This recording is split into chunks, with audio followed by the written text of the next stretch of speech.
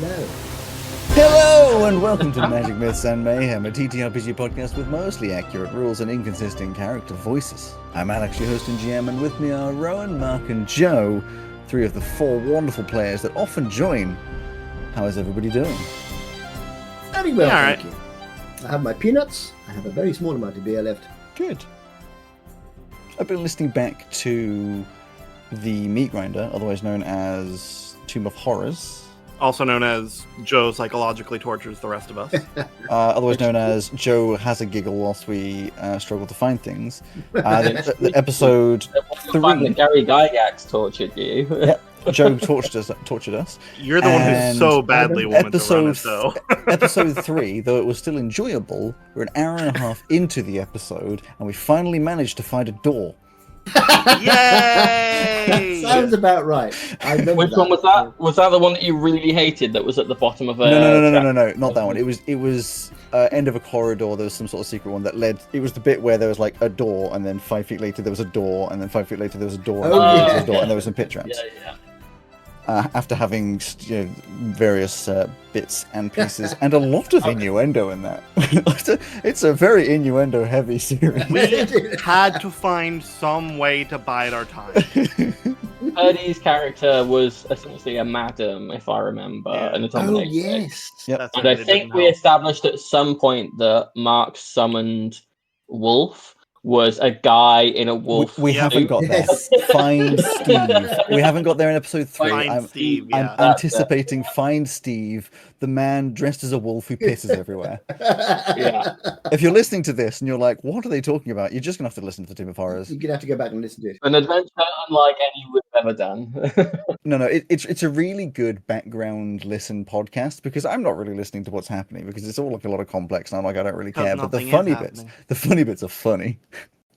Anyway, If you want to hear people going slowly insane, I think that is... Not that slowly, actually. speaking of Purdy, she's going to be taking an extended break. She's fine. Everything is okay, but she's going to be taking an extended break for an unknown amount of time. But that does mean someone's going to have to tell me why, because I haven't been given that information yet. Oh. I just know that it's going to be a while before she's back.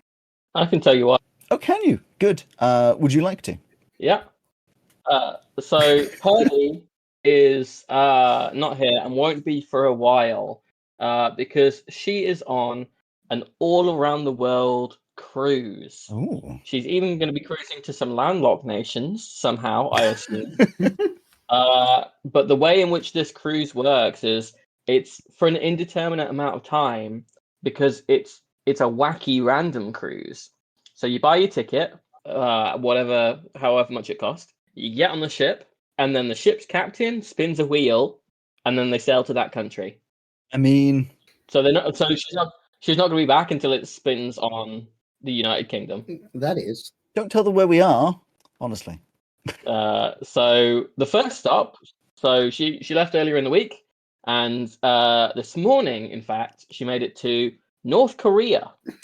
Wow. The capital is called Pyongyang. It is the 54th largest country in the world in terms of population, but only the 99th largest in terms of size. The currency is the North Korean won. The national flower is a kind of magnolia. They only have one of them? And the national dish Sorry. is kimchi. No, he said the currency is the North Korean one. Yeah, that's what I was thinking. Which of course it is, because it's in North Korea. Yes. As opposed to the North Korean lose. Well, yes. Lost. The North Korean lost. Oh, Because God. won and lost are both past tense. The danger of giving us a very ambiguous word to work with. I know. It can't be Yeah. measured. It's No. so dangerous. I do think, however, this will be the last podcast ever because I've just said that North Korea lost and that may be bad for my health. Right. Exactly. Listen, we're not Sony, so making a movie about a North Korean dictator will be okay. I'm sure that's true to some degree. We have a recap. You may be thinking to yourself, how do we have a recap?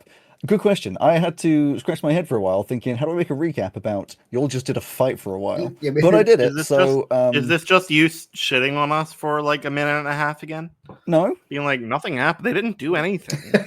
What are these guys? This is shitty TV. He's just going to play us back the recording of last week. It's just 2 hours of last week. No, I genuinely I genuinely thought about, but I do actually have a recap. I genuinely thought about my recap just being someone going, I don't know, they just had a fucking fight, and then that just being it. And then we move on. Just that in the 5 beginning seconds, and then just blank. And here's some music.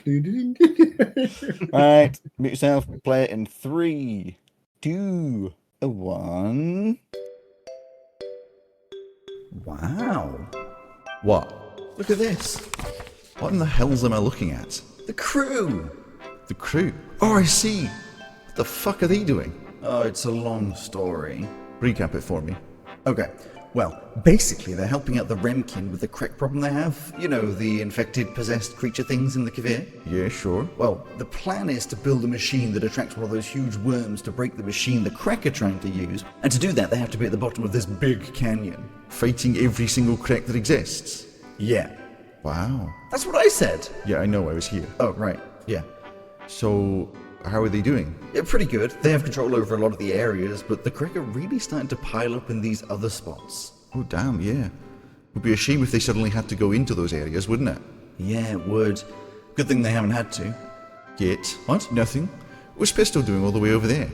Being electrocuted. Any particular reason? Yeah. You gonna tell me? Oh, right, yeah. Well, they saw a continuum clutch in there. What? What are those old Modron pieces? Yeah. Ooh, the higher-ups are not going to be happy if they start collecting those. Nope. It'll be fun to watch, though. Yep. I'm glad you enjoyed the music, Ryan. Yep. At the end of it, it reminded me of a sort of interdimensional Beavis and Butthead.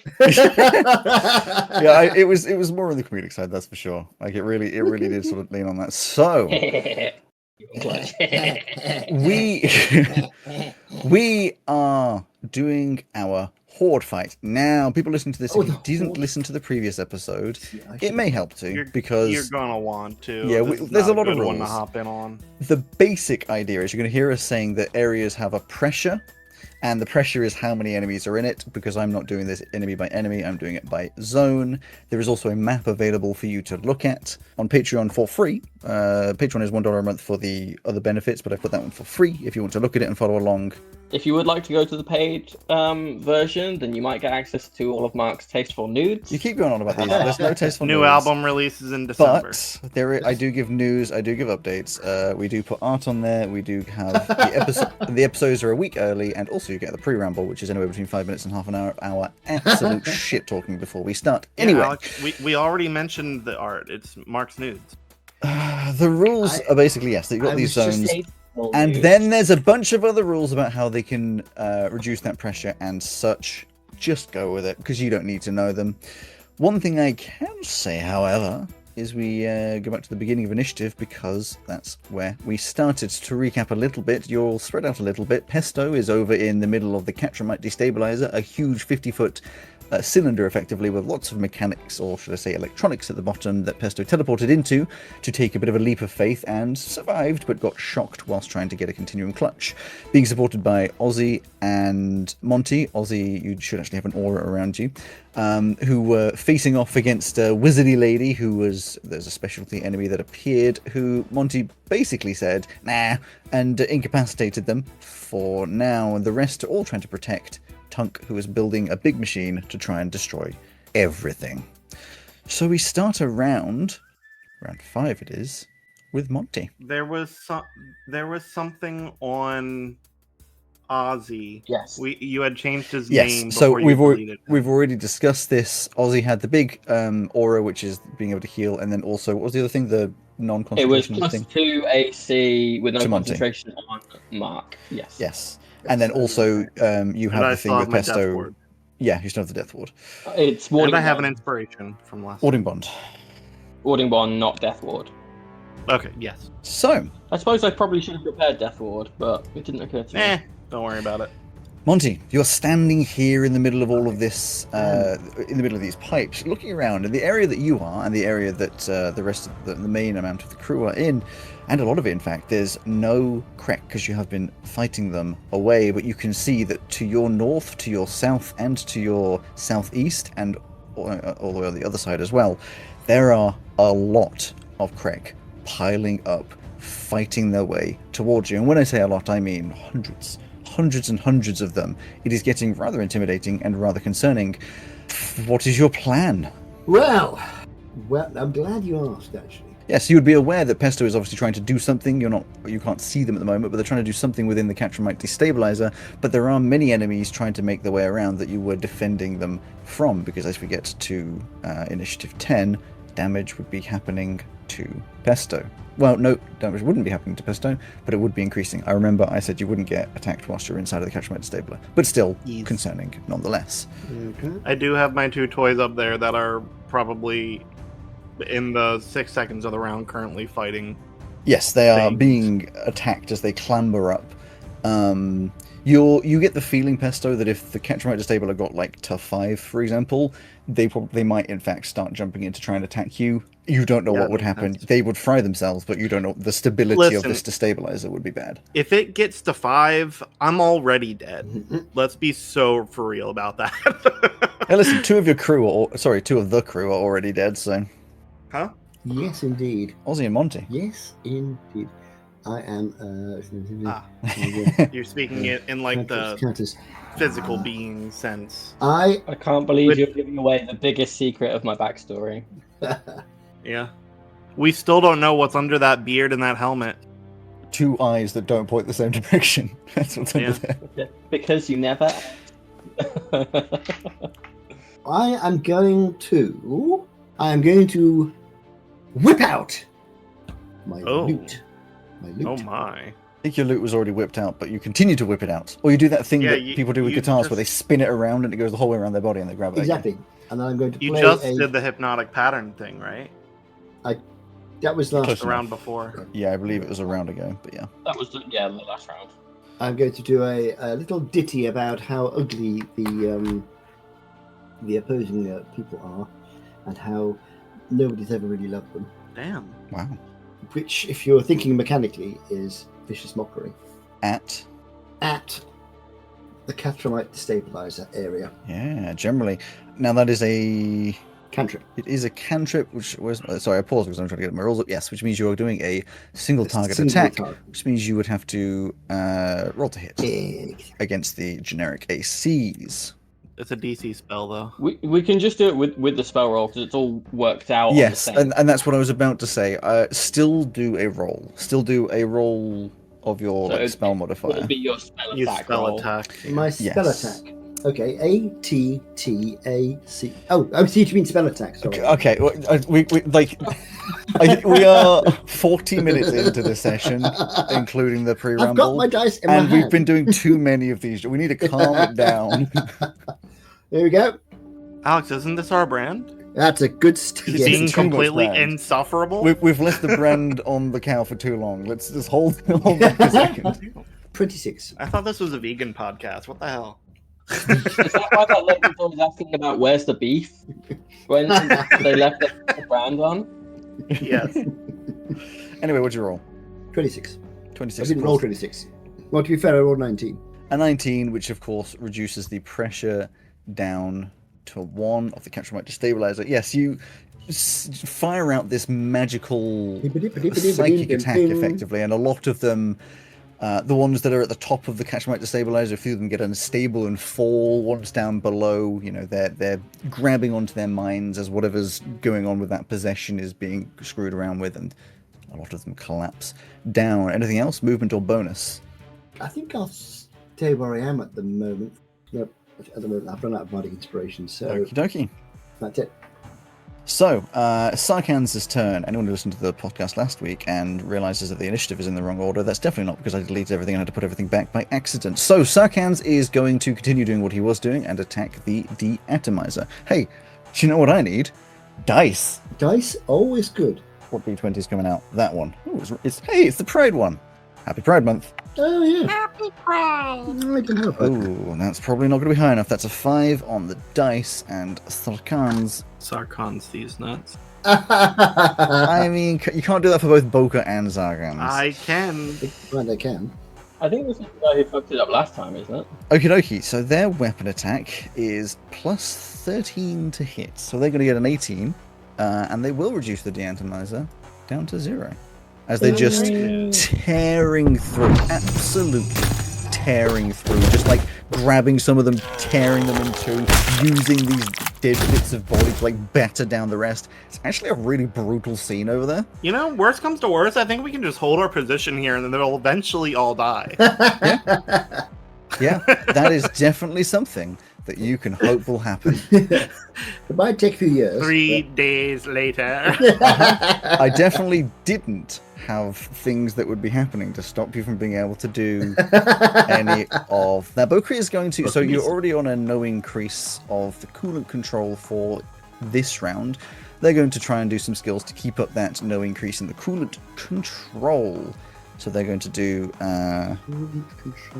that's an 11 on the dice, and they are going to be rolling their strength again. That's what it is. So that's going to go up to 15, which only just hits, which means they do not get the ability to do any extra things, but they're still, holding down the fort, keeping everybody safe and such as much as they can.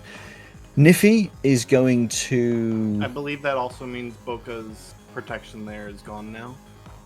Or, no, it's after... No, so yes, this horde turn, so round 5's horde turn, cooler control cannot go up, because they did it, if you remember last time, they did both the round you were on and the next one, and this is that next one. Niffy's going to fire a shot out at the Catchmite Destabilizer, trying to take out the ones that are, tempting, falling in and attacking Pesto. Can she instead do pipe junction? She can do. We already have 3 people over there. Yeah, I mean, the idea was so that Ozzy doesn't have to do any attacks. But, Ozzy can focus on healing and such. Yes, I'm just not sure what else I'm gonna... that's not gonna take an action. I'm just not sure what else I'll do. I may need healing. My turn may be messy. Yeah, I'm going It probably will to be. stick with what I said because it's the action I said. And I don't know if it'll make that much difference overall. She has a plus... It's 12. I know that my thing there is slightly incorrect. She hits a 29 to hit. Okay. And I think that will hit. Pesto, you're just like dealing with what you're dealing with. You look up and see these things looming over, and just like 5 in a row, just a headshot straight through. As most of them fall backwards, one falls inwards, hits these like general electronics and stuff, and the body is just fried completely. It's disgusting. Yeah, I probably just say same dude, and get back to... Give me a dexterity saving throw. At the beginning of my turn? Give me a dexterity saving throw. Why? It's bad. What is it? It's like, it's real bad. I rolled a 2. Okay. As it explodes, 4. you're looking over like, oh my god, and just some of the goop gets in your mouth. Disgusting. Yeah. You're just trying to make me have the worst day possible, huh? Yeah. Why would you do that to me? I'm going to remember this. There's going to be karmic retribution for this. That's not going to make sense. 2 things. 1, I'm more than aware that when we switch GMs on the main campaign, there's going to be karmic retribution. 2, there's not a chance in hell that you're going to remember any of this. Pesto, you stand. Some goop in your mouth that tastes gross. Staring over the center of this machine. So, the continuum clutch. Do you remember what it looks like? Of course you do. But this is for the podcast. It is a gyroscopic gear cage of silver latticework spinning on 3 opposing axes. So it has this kind of odd, impossible...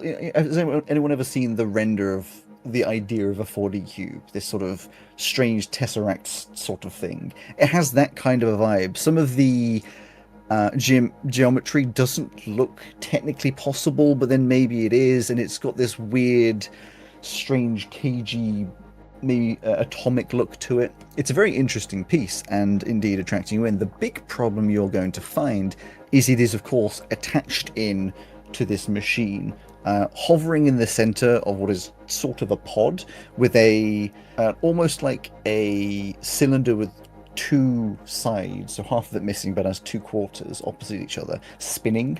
Not particularly fast, not going to chop your hand off fast, but it's definitely, there's just moving parts all over. You are smart enough to, off the bat, know that it's integrated into a fairly hefty system, and you are now standing away from all the bits that shocked you last time, but you're welcome to do more analysis if you want to work out. So I won't be shot if I continue to work here? If you continue to stand and don't do anything, there is no more shocking. If you were to interact with the machine, obviously there is a chance of getting hurt, but you have adjusted yourself so you are no longer standing on the bits that hurt you before. But that's about it. Like, if you froze solid still, you wouldn't take any more damage. Okay. You're welcome to do analysis of various bits and pieces to try and work something out. Of course, I want to figure out exactly what I'm going to be dealing with here. How, like, estimate what bits I need to do to not get myself and everyone around me killed. Yes. I essentially idea. want the steps for the next however many rounds. Yeah, so it's an Arcana, and of course you get your advantage. Lovely.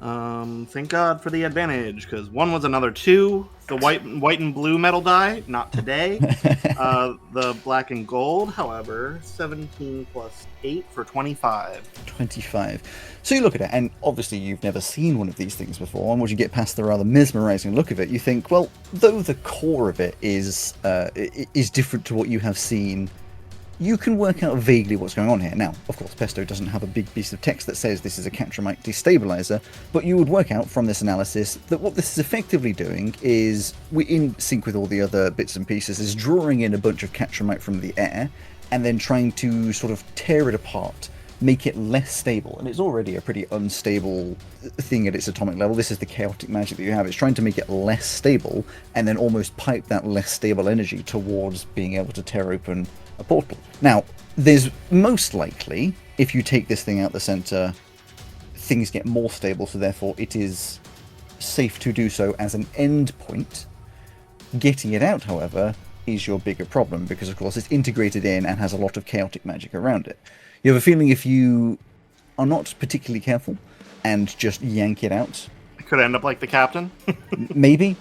Like, that is a genuine thought that would go through your mind, that if you just yank it out, it will probably burst out some chaotic magic, and who knows what would happen from there. Another beholder happens. Exactly. Maybe I'm the beholder now. Most likely what you're going to want to do is, looking at all of these mechanics around you, probably less gracefully than you would usually, disconnect the whole central unit and then take it out. So you want to just sort of break off all of these pipes and electronics and things around you, hopefully without hurting yourself. So about 12 seconds? Yeah, it wouldn't take very long. I mean, realistically, you could just, like, drop a fireball where you're standing. Obviously it would hurt you, but, like, it would just sort of detach everything first. You'd have maybe a couple seconds then before it would explode to then control the situation. Can I determine about how big that explosion may be? No, so what I'm saying is you could... Oh, as in if you didn't do anything about it. Yeah. You presume it would be the entire, or at least of the circle of this Catramite destabilizer. Most likely the walls of it would contain a lot of the explosion, but it might hit, like, Ozzy. Maybe it would get to the captain, but probably not. But if you were in the center and it exploded, would definitely be hit, of course, because you're standing right next to it. Lord knows what that would do there. If it influences your decision at all, Rowan, Uh-huh. I would love to have a beholder on the crew. Something tells me it wouldn't be a I still have my faculties kind of situation. You never know. But that would be pretty sick for the artificer to be a beholder. To have the reality warping super paranoid monster on the crew that can shoot all sorts of different lasers out. Crazy. Yeah, I'd be fine with that. Listen, Listen, if a beholder can be a crime boss in Waterdeep, why can't you be a beholder? True. Well, Spoilers for Waterdeep Adventures, I guess. Or the book Xanathar. Xanathar's Guide to Everything, which has Xanathar on the cover. the Catramite destabilizer is at 0 now, right? It's supposed to be because Niffy shot and the captain Very true. blasted. Yeah. Just making sure. I would like to detach the things from the center bit. So you're going to try and do that first step, which is remove everything. Yeah, the safe. Yeah, roll me an Arcana. You wouldn't get a... Well, okay, you've got two choices. You can either roll an Arcana to... You wouldn't get your advantage to try and, like, do it the proper way, or you could give me some kind of area of effect damaging spell that would make sense for the situation. And it's a bit more risky, and potentially it could do bad down the line, but it's basically a guaranteed success. Bad down the line in what sense? In the sense that other parts of this machine could be affected by that, but you are unsure as to what. That's the like rapid get it done kind of situation, not an immediate explosion, as if you just ripped this continuing clutch out, but it's the less refined form. It would work, and if you roll your Arcana, there is a chance of failure. So it could hurt you, you could have to do another round, it could take longer. Could I argue for sleight of hand? Either way, well, so sleight of hand to try and take it out of the center? Yeah, instead of Arcana, to carefully remove these things. The comparator is skill check versus attacking, rather than which one you're using. Yes, for skill check. Then, yeah, you can do a sleight of hand for sure. Yeah. Okay. 23. Yeah. I'll leave it at 23. So you start basically moving around the center of this core that you are working with. There's all sorts of bits and pieces that are attached, and you get out your various tools. You've got your my magical, your multi-tool that can turn into all different bits and pieces, and you start you get your goggles flicking down into different put them into welding mode where it's just like a little shield. Exactly, and you start working your way around to just detach as much as you can, and as you're doing so, you can see that the central core is getting a little bit more restless. And by the time you've finished as much as you think you have time to do, or at least could do for now, you reckon you have, obviously, getting around the round, not very long at all. Like, you couldn't get distracted now. Next 10 seconds or so, you're going to have to get this continuum clutch out. Okay. But that's your action, obviously. Just for next round, for thinking ahead, is it an action to pull it out of there? I will give you, as I did this time, choices of a more rushed approach that would be perhaps a bonus or no action, depending on what you say to me, or a careful approach that would take up your action. Okay. And again, the rushed approaches might have negative consequences depending on what happens. By 10 seconds, do you mean next round and then one more, or...? No, so next round would be your opportunity to do it. If you didn't do it next round, it would probably at some point after your turn would explode. Okay, so I have to rush then. No. So next time it is your turn. The rushing is not doing it then instead of later. It's on that turn in those 6 seconds. Are you doing it carefully, so it takes an action, so it's your whole action part of your turn? Are you doing it less carefully, so it could be, for example, a bonus? Or are you just tearing it the fuck out of there, so it isn't an action, so you could, for example, tear it out and then use your action to teleport away and such? Yeah. But that's... And if I didn't do that, then I'm dead. So I have to do quick. You're not necessarily dead. I don't understand where you've got the impression from that you would be... Because then the explosion comes before I can get around to my next turn. Okay. Your next turn, you will remove it from it. If it is removed, there is no explosion. The question is, do you do it carefully, or do you do it rushed? If you do it carefully... Removing the wires got rid of the explosion by removing it before. Okay. Yes, because you've taken 2 turns, so you're taking that extra care the first time. Yeah, if you just grabbed it and yanked it, explosion. If you do not do it quickly now, explosion. So you have 1 turn to do it, and within that turn, then you can decide if you're being more rushed, so it doesn't take your action, or more careful, so it does take your action. There's a joke in there somewhere about grabbing it and yanking it. Leading Probably. It's a pretty... Nah, I can't see him. Sorry for my extended turn of just talking with Alex. Carry on. Perfectly fine. Crook is going to do their thing in the pipe junction. 14 plus 7, 21. It is going to bring the pipe junction down to 0. They're being much more refined with their attacks. It is a much more graceful, quick machine that is taking them out one by one without any extra brutality to it. The wizardy lady cannot do anything because they're incapacitated and cannot move. Tunk. Actually, I believe Pesto is directly before Tunk. It doesn't matter. Tunk is going to roll to try and continue doing their thing. They don't have the Bardic Inspiration anymore. No, I'm out of Bardic Inspiration. And they rolled a 5. The stress most certainly getting to them. They are unable to be successful. Ozzy. At the beginning of my turn, my Aura of Vitality activates. Yep. So Pesto will heal 10 HP. Yippee! Does Aura of Vitality got a change in 5.5? It's now a beginning of your turn thing rather than having to use more actions on it. Good. Which I think is fair. It doesn't heal an overly large amount. No. What is the exit strategy here, Pesto, with getting out of this tube? It depends what happens after I pull the thing out of its casing. If the electricity also stops, I'll fly out. If it doesn't, I will teleport out. But I would know that you have ways of leaving. Yeah, you saw me teleport in. Yeah. So presumably I can teleport Okay, out. cool.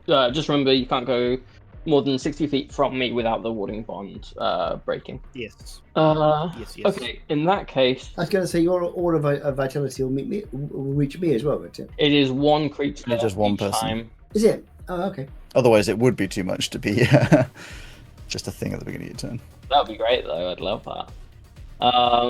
Okay, so if you are set for escaping, Should be. then I don't need to worry too much about you. I've got a question for you, Alex. Indeed. Spiritual Weapon Mm-hmm. is a spell that persists. Actually, hang on. Never mind. I've got stuff that would go away if I was using that. So that question can wait until it's more relevant. Okie dokie. Remember, you can always do a skill check to see if you can do any of those extra effects within the area you are in. Oh yeah, reinforcing our exit could be good. Is it only the area that we're in? Or can you do ones for the adjacent zones? No. So the opener path and delay reinforcements and stabilization, they say in this zone. Okay. I will probably do that then. Okie dokie. Roll, and what are you doing, and therefore what skill would you like to use? I will use my survival skill as an extension of my tactical prowess to gauge the incoming horde and how best we can fortify our positions. Got a pretty tactical mind. I even have a feature that's called Tactical Mind, as it happens. Yeah. Do you now? That's a natural 20 for 28. Let's go, dude. Oh, wow. Yes. Well, the natural 20 is indeed quite a good thing. So you would be reducing the pressure by 3, but of course you are not doing so because the flashlight does not have it. But you do get to choose 2 of the effects. Could I reduce the ones in the zones touching by 1? You can reduce the pressure in one adjacent zone by 1. Okay. Then I won't do that because it won't matter because they're all about to go back up to 5 anyway if they only go down by 1. Okay, so I'm choosing 2 additional effects. Okay, I guess I'll choose the pressure can't increase for this turn, stabilized position, so that doesn't now just after me go up to 1.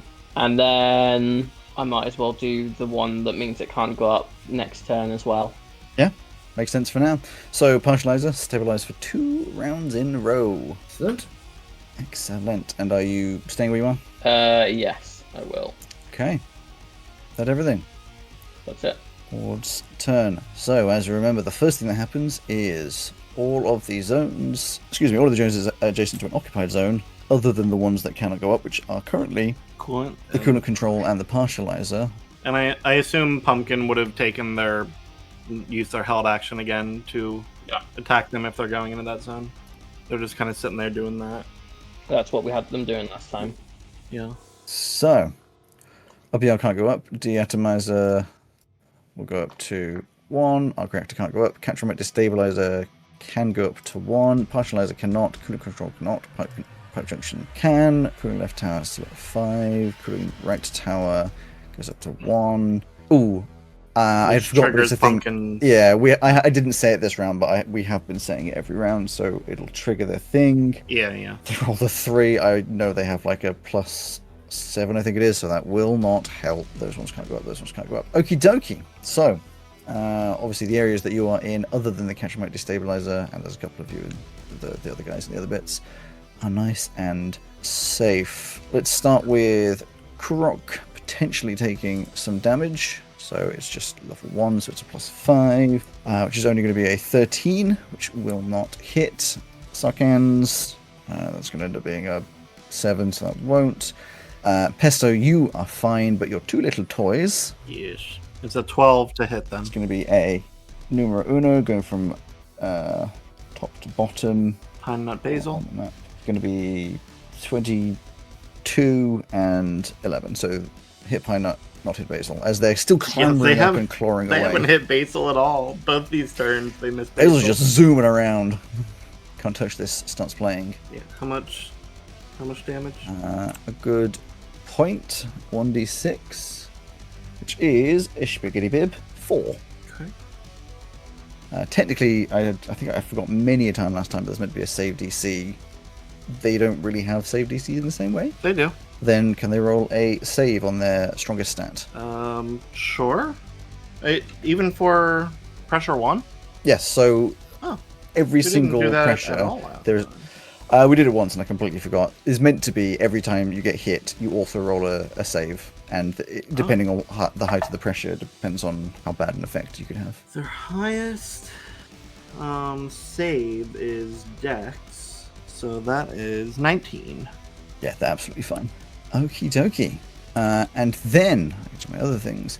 And damage, not that. Yeah, so I'm going to... Yes, a bunch of creatures in the Arc Resistor start to do some kind of ritually circly type thing, like a collection of magic, and the wizardy lady, though does not get unincapacitated, gets teleported back into the Arc Resistor. I see. And is now surrounded by kin. I see your game.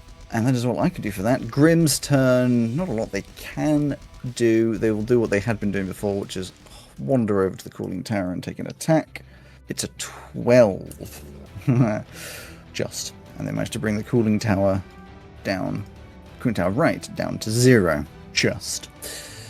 And then we go back round to Monte. We should have moved slightly last round. 10, 15, 20, 25, 30, because I can't quite... Or maybe I can. Depends what you're trying to do.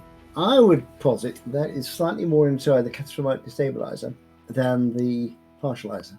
I think by pixels... It is, because... It's almost exact. Yes, if you went down to there, it takes away question. I'll do that, as long as that's okay within 30, because I'm going to do a couple of diagonals that'll get me there. Whatever. It's fine. Alright, I just want to be in the... Because I'm going to try doing a skill check thingy to try and... Of course. Do something to this area. I'm going to, once again, swing around my lute. But this time, I'm going to start playing a song of joy and hope and friendship. And I'm going to try and persuade them that we should all be mates and friends together. And they don't need to attack us. So it's persuasion. Persuasion, not necessarily going to have the effect you wish, but as it's a charismatic roll, it would be more likely to potentially confuse them. I'll let you roll it, of course. But don't hold your breath about persuading them to fight on your side. I don't actually expect them to... It's just a matter of using that particular... I'm not expecting it to actually have any effects apart from the stated one. It depends if you roll a 1. That's true. So, persuasion. Being persuaded. Have I got any... Do I have advantage? I don't. What kind of skill is that? I don't even have advantage. Come on. Just for a second, I thought that was the 1. But it's a 7. Which means... 7 plus... So it's 18. 18, which means you do succeed, but only a normal success, which means you reduce the Catastrophic Destabilizer to a 0, which is good. You do not, however, get any additional effects. Yes, I can't believe I rolled I think mostly you just start distracting them, and they are extremely confused and don't quite know what to do with themselves. Stop. They stop climbing the tower. It's like, the fuck did he say? No, I think because it's reduced down to 0, you confuse a bunch of them, and the ones that were remaining and attacking the 2 little toys just like stumble over each other and fall into the Catastrophic Destabilizer. And Pesto, once again, you're just like scattered a little bit by exploding. 11 on my deck save. I wasn't going to make you, but it's funny when you do. Yeah, you're just getting... It's all over you. A little bit in your mouth, in your ears. It's That's just... incredible considering that we're wearing our desert clothes right now. That is like... That is really unfortunate. It's just very thin goo. The Captain Monty would say, damn it, knew I should use my bagpipes. Please don't. echoing up the counter stabilizer. No! Sarkhanj is going to do their usual of slamming their face into various things. I don't know what it is, but I know that if they get a 6, it's high enough. I think they're that one, aren't they? It's plus 13, so that's a 19.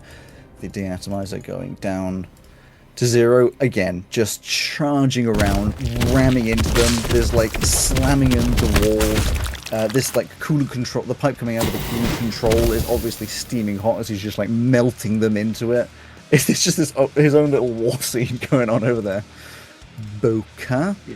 Now, I have said, of course, you shouldn't be able to do the same roll twice for these, twice in a row. So he's going to try and hold coolant control using his constitution this time, and it's going to be based around... Yeah, I think literally just like, because a lot of these are already at 0 and such, he's just going to effectively use his body as a wall kind of between these two buildings here and try to physically hold back everything that is trying to get through and roll a natural 1. That's not a good thing. Not a good thing, and actually incredible. That's the second time he's done a natural 1. So he tries to hold them back, fails, and just gets absolutely flattened. The pressure in this zone, the coolant control becomes 2, and they are restrained until the end of the next turn, as they're like literally flattened. That changes some things. Niffy is going to try and immediately pull out their blades and attack the ones coming into coolant control. And for effect, I'll have them move specifically over there. They have 2 attacks if they're using their blades. Their numbers, their blades are a +8 and a +7. So it's going to be a 19. Oh, a 19 and an 18, because they are 2 11s. 11 on both dice, which is good enough. It's a 15, immediately rectifying the problem. Back down to 0. If they just charge over and all of them coming through, there's this flurry of meat cleavers and then just a plain of dead creatures. Niffy briefly looks like Zorro. Yeah. Gun in mouth, blades in hand. Yeah, gun's just like on a like a strap, just gets thrown around the back and just charging through, very anime. It's like an after image of where she used to be. Terrifying. Pesto. All right, let's get this thing out of its casing. So you're trying to do this carefully? Careful, yeah. Yeah. Roll me an Arcana.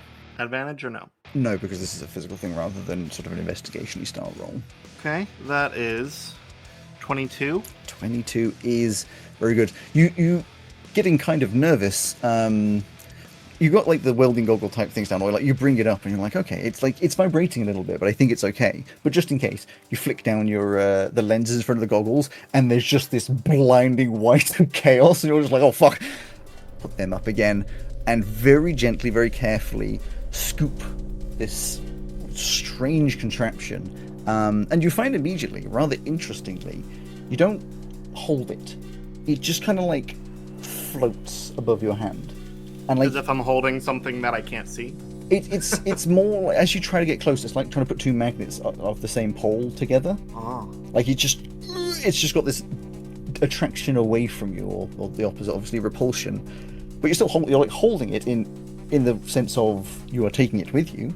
It just doesn't physically touch you. Anyway, you do that very gently, and there's this like resistance as though it is still trying to pull its way back into this machine, that you gently kind of yank it out, and there's this kind of noise that goes through all the pipes as they all go dull from this glowing aura that they used to have, as the humming that was in this area is no longer. Electricity gone? I'm telling you what you see and what you know. Yes, this sort of room goes out. Ozzy, you'd see these pipes that you're standing next to, there's this weird glowing vibration that sort of shoots across them, but no clue as to what that could mean. I will yell to all who can hear me, which is like generally 60 feet, that happened. Yeah.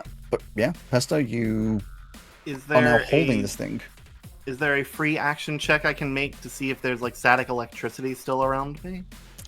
no free action to do a full. The free action is knowing what you know, which is the humming has gone, the glowing has gone, and you are holding what was seemingly the core of what you're standing in. Does that mean we don't need to worry about the big worm anymore because it doesn't work? We just disable the whole machine. Better safe than sorry. Feel free to leave. I'm gonna try to fly out. Okay. What are you waiting on me for something? No, you said you're flying out. Okay. I know it's 50 feet tall, right? Yep. So I go 60 feet up. Cool. Cool. As you get... No, I'm kidding. Okay. Nothing happens. Cool. If you'd like me to hold that for you, no problem. I'm very good with chaos magic. Actually, I'll go 50 feet up, right out the top of it, and then glide over here towards the toys. 10 across. Yeah, you're like, no matter what, this will not fall into Monty's hands. Absolutely. I don't know what you mean. It'll be fine. So, just to make this very clear, right now we have something that refines chaos magic and something that destabilizes it. I'm not sure what the fuck we can do with that, but it's gonna be cool. You know, it was being used to destabilize it. You would have a vague idea, obviously you haven't been able to research a ton about this stuff, you'd have a vague idea that that is not what it was originally used for. It's just, it's what it's being retrofitted to do. It's a paperweight. Yes, you would know that, especially if you had a machine as big as this and everything around it, it could probably be used for that, but it's not one of those where just it on its own could probably do that as a function. Yeah. And that would be the end of your turn. You would have a bonus. Yes. Yes. I'll have Lem just squeezed by Boca here, stepping over his body that's been trampled. And take a shot into the pipe junction. Okay. 16 to hit. Yeah. Just fires off a minigun's worth of little pellets that start taking down these things. Okay. Yeah, the others can't really do much of anything. Crook is going to try and use their strength to try and secure this area. I'm going to put this dice away. The Pride dice has done us dirty this session. That was another natural 1. Pipe junction goes up to a 2. Korik is disabled for this round. That was not great. The wizard lady is still incapacitated. Tunk. It's a fresh dice. That is a 13, which is just enough for her to keep her resolve and add another success to the pile. She's stumbling around trying to fix or put together this machine. Ozzy. How complete is it looking? It's hard to say an exact number, but if you had to put numbers to it, you'd say something around 40%.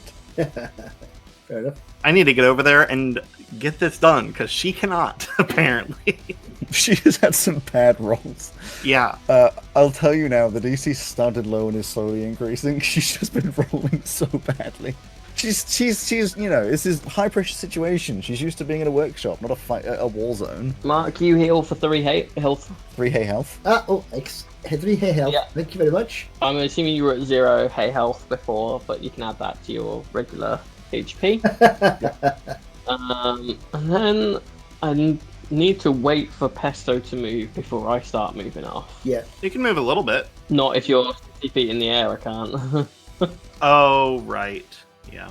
The healing thing is 30.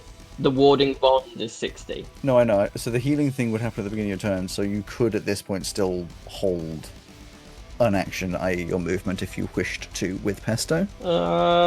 Because Pesto would be right now at the very tip of what is your 60 feet, because you've got that angle. Yeah. But also that lady is probably about to be woken up, so if there's something else you can do with that. Yeah. Not really. Am I able to move to here pretty safely, Alex? Well, hang on. Go back to where you were, because we'll work it out. So you're 20 feet away. Rowan is 50 feet in the air, which means you are currently 53 feet away. So if you stay within the circle that kind of is around Pesto, like pretending you're at the edge of it now, yeah, you would be able to do that. So wherever you were was... So if I move to here, that would be fine. Yeah, that'll be fine. Well, I'll do that so that I can try and... wait, is there any point in now trying to reduce the Catramite stuff? Yes, there is, because you're technically still here. So I will attempt to use my... Do you know what? I will use perception, because I'm good at that. So I used survival last time, but I'm still evaluating like escape routes and weak points, etc., etc. Okay. 22. 22. You, of course, succeed in what would be reducing it down, but in addition to that, you manage to get one additional effect. So I will prevent the pressure increasing this round. Okie dokie. Catchment stabilizer. Yes, you're analyzing the situation, making sure that everything stays away. Are you I will then move doing anything with your bonus? to like there. Bonus action.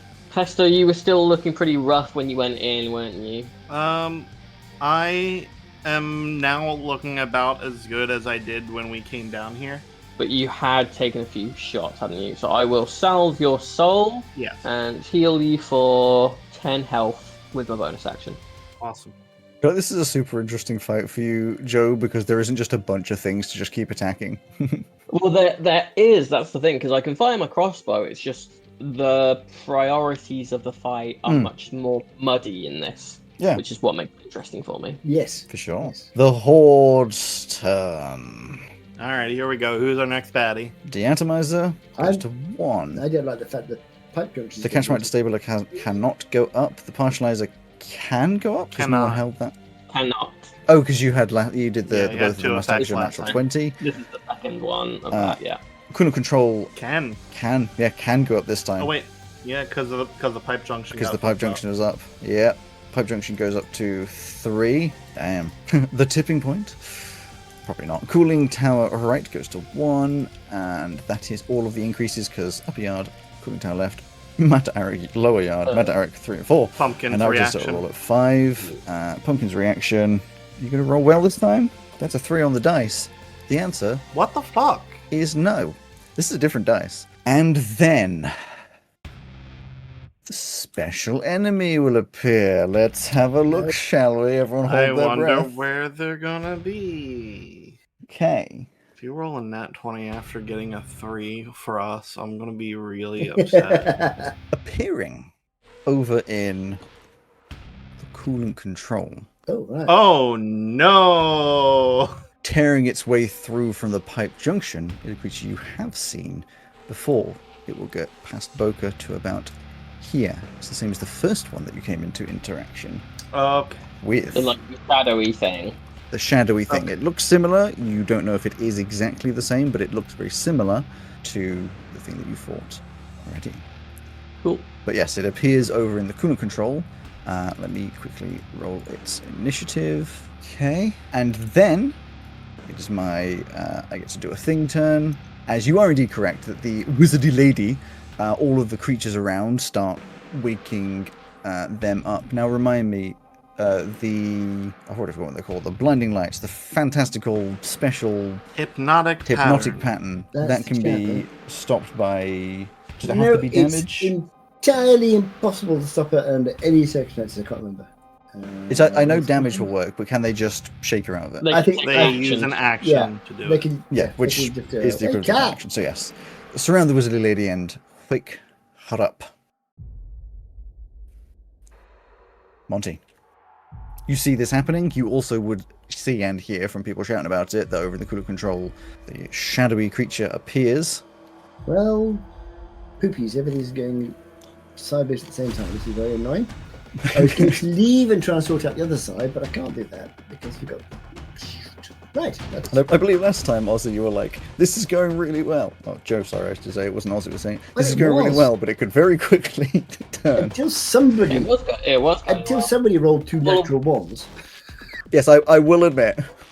Yeah, it's going wrong because you made it go wrong.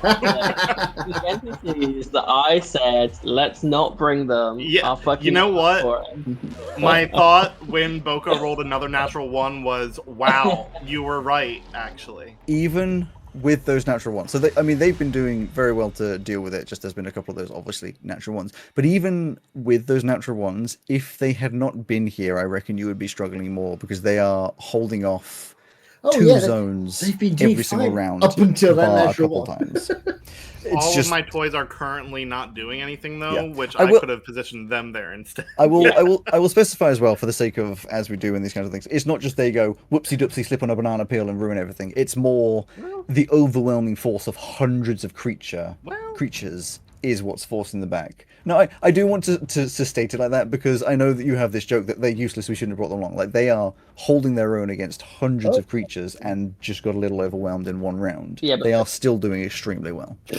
But think how funny it would be if it was the little lamb toy that was also doing that instead. Very true, but I want to put into reality that they are competent. I don't want this necessarily to be constantly just a joke that they're all fucking useless.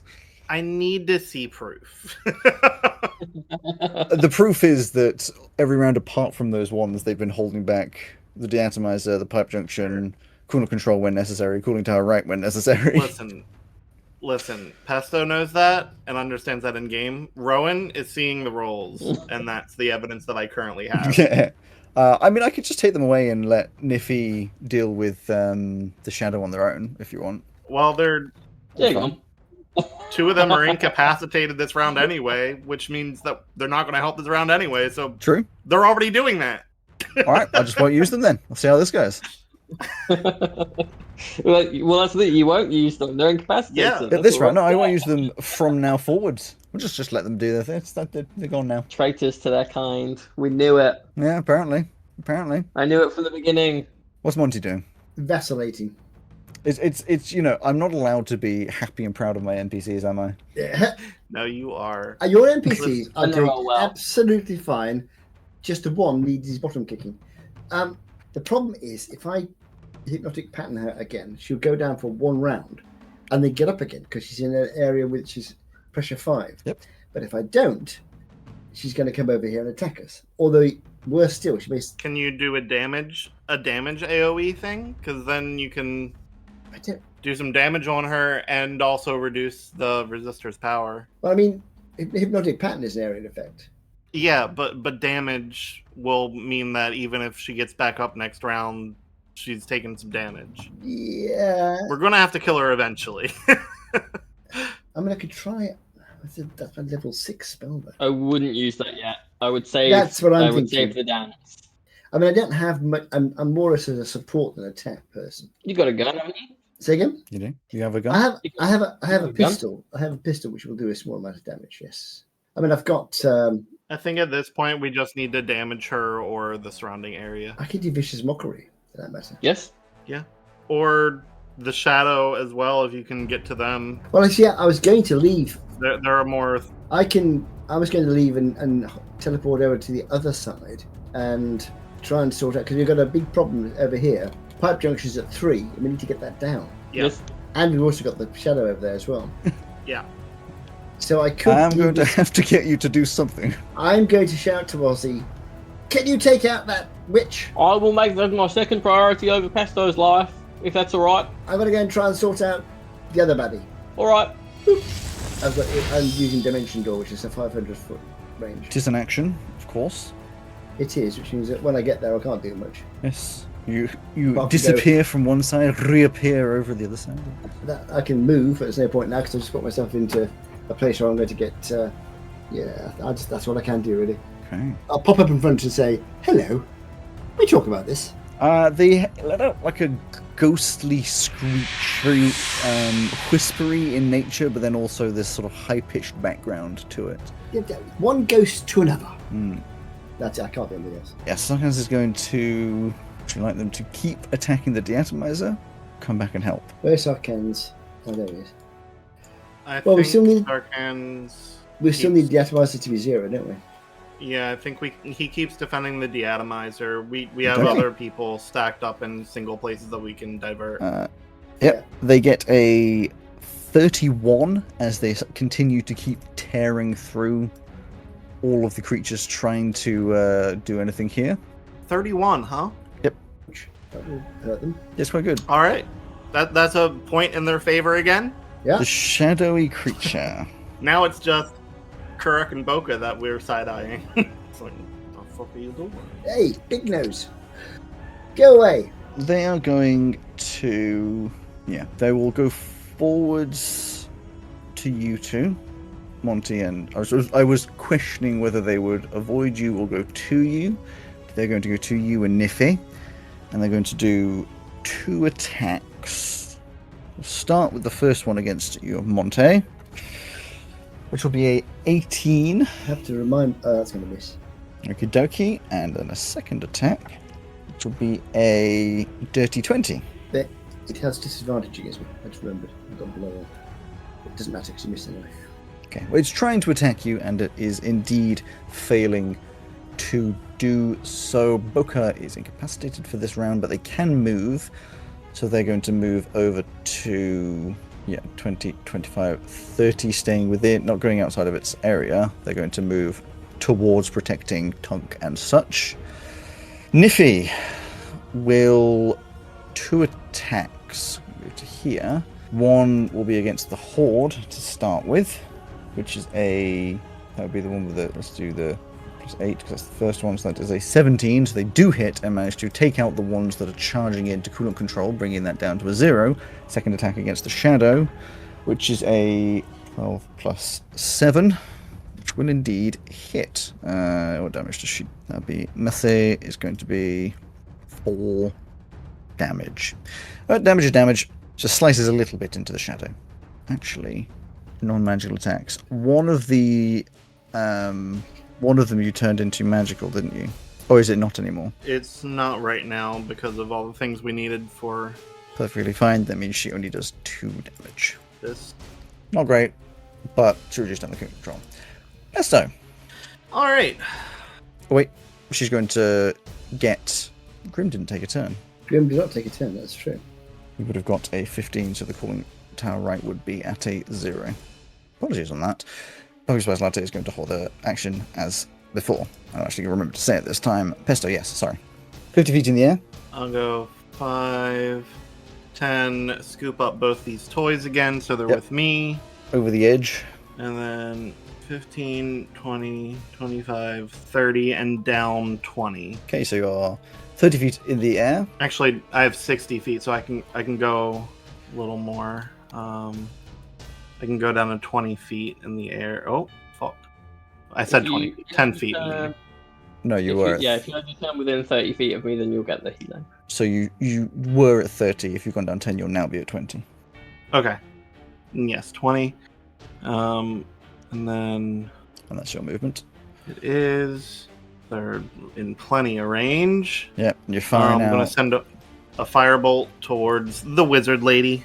Sure, absolutely fire out. And what is your roll to hit? 30. Hold on. Yes, that hits. Okay. Just checking for wizard fuckery. I never know. There's not a lot I could do without... I didn't think so, but you... You never wizard. can tell. I'm not saying whether they can or not. We're supposed to do things like dispel or counterspell, which would be crazy for a cantrip. I It's figured unlikely. they couldn't counterspell considering they let the hypnotic pattern go off, but Maybe they just didn't use it that time. maybe for some weird reason. That's 20 fire damage to the face. Let me just check if they have any resistances. No, yep, they just take 25 damage to the face. Yeah, it just... And the toys are going to need to do some work. Yeah, there's some shit to get done, huh? 15, 20, 25, 30. Olive, how far do you got? Yeah, 30. And then, how far are you? 45? Can you spit that far? No. 30 feet, I believe. Isn't it? So, Olive is actually still doing nothing. Could dash? And Or do they not have the ability to? they could, but what's the point? Closer for next round, you know? Closer for next round or closer to their range to be targeted. So, I'll stay here. I can move next round anyway. Okay, then Parm will come up here with Lem, and they'll both take shots into the pipe junction. 27 and 18. Does that 18 hit? Well, the 27 would, and then it would reduce down to 2, which would then make it a 15. Cool. So they both hit. Pipe junction goes down absolutely, of course, firing out tons and tons of damage, bringing the pipe junction down to a 1. Yes. Which is good on the sense of bringing pipe junction down, bad in the sense that they couldn't attack the shadow. Yeah, but if we let that get to 5, then Kuruk's is certainly dead, and we're not going to be able to recover it. Bad times. The other 2 toys are with me and can't do anything right now. Kuruk's going to make their attack. They rolled a 15 on the dice, so I know that it's enough to bring that last bit of pipe junction down that have got something over a 20. As yes, in addition to your toys firing out, they're just slicing the throats, chopping the heads and limbs off various things. Doing a very good job of it. The Wizardy Lady. The Wizardy Lady. Now, what are you going to do? Okie dokie. So, bonus action, because why not? They are going to step into the edge of this, so they're still technically in that area, and they're going to move their arms around in a magical way. 5 skeletons crawl their way out of the ground. I know the spell from Baldur's Gate 3. These 5 skeletons crawl out of the ground, after which Wizardy Lady almost said what they are, you'll probably have worked it out by now, is going to attack with some magic out. They are ranged spell attacks. I forget if your curse would... It does not work on spells. It's not for spells. No, projectiles only. Wonderful. So the first one is going to be, in fact, actually, oh no, because I don't want to be. So yeah, the first one is going to be at. No, first 2 are going to be at Aussie. Oh, just throw that wildly in a different direction. There's going to be a natural 20 and a 13. Of course, the 13 will not hit. The natural 20, however. It's reduced to a regular hit because of my adamantine armor. It will Let's indeed go. hit you.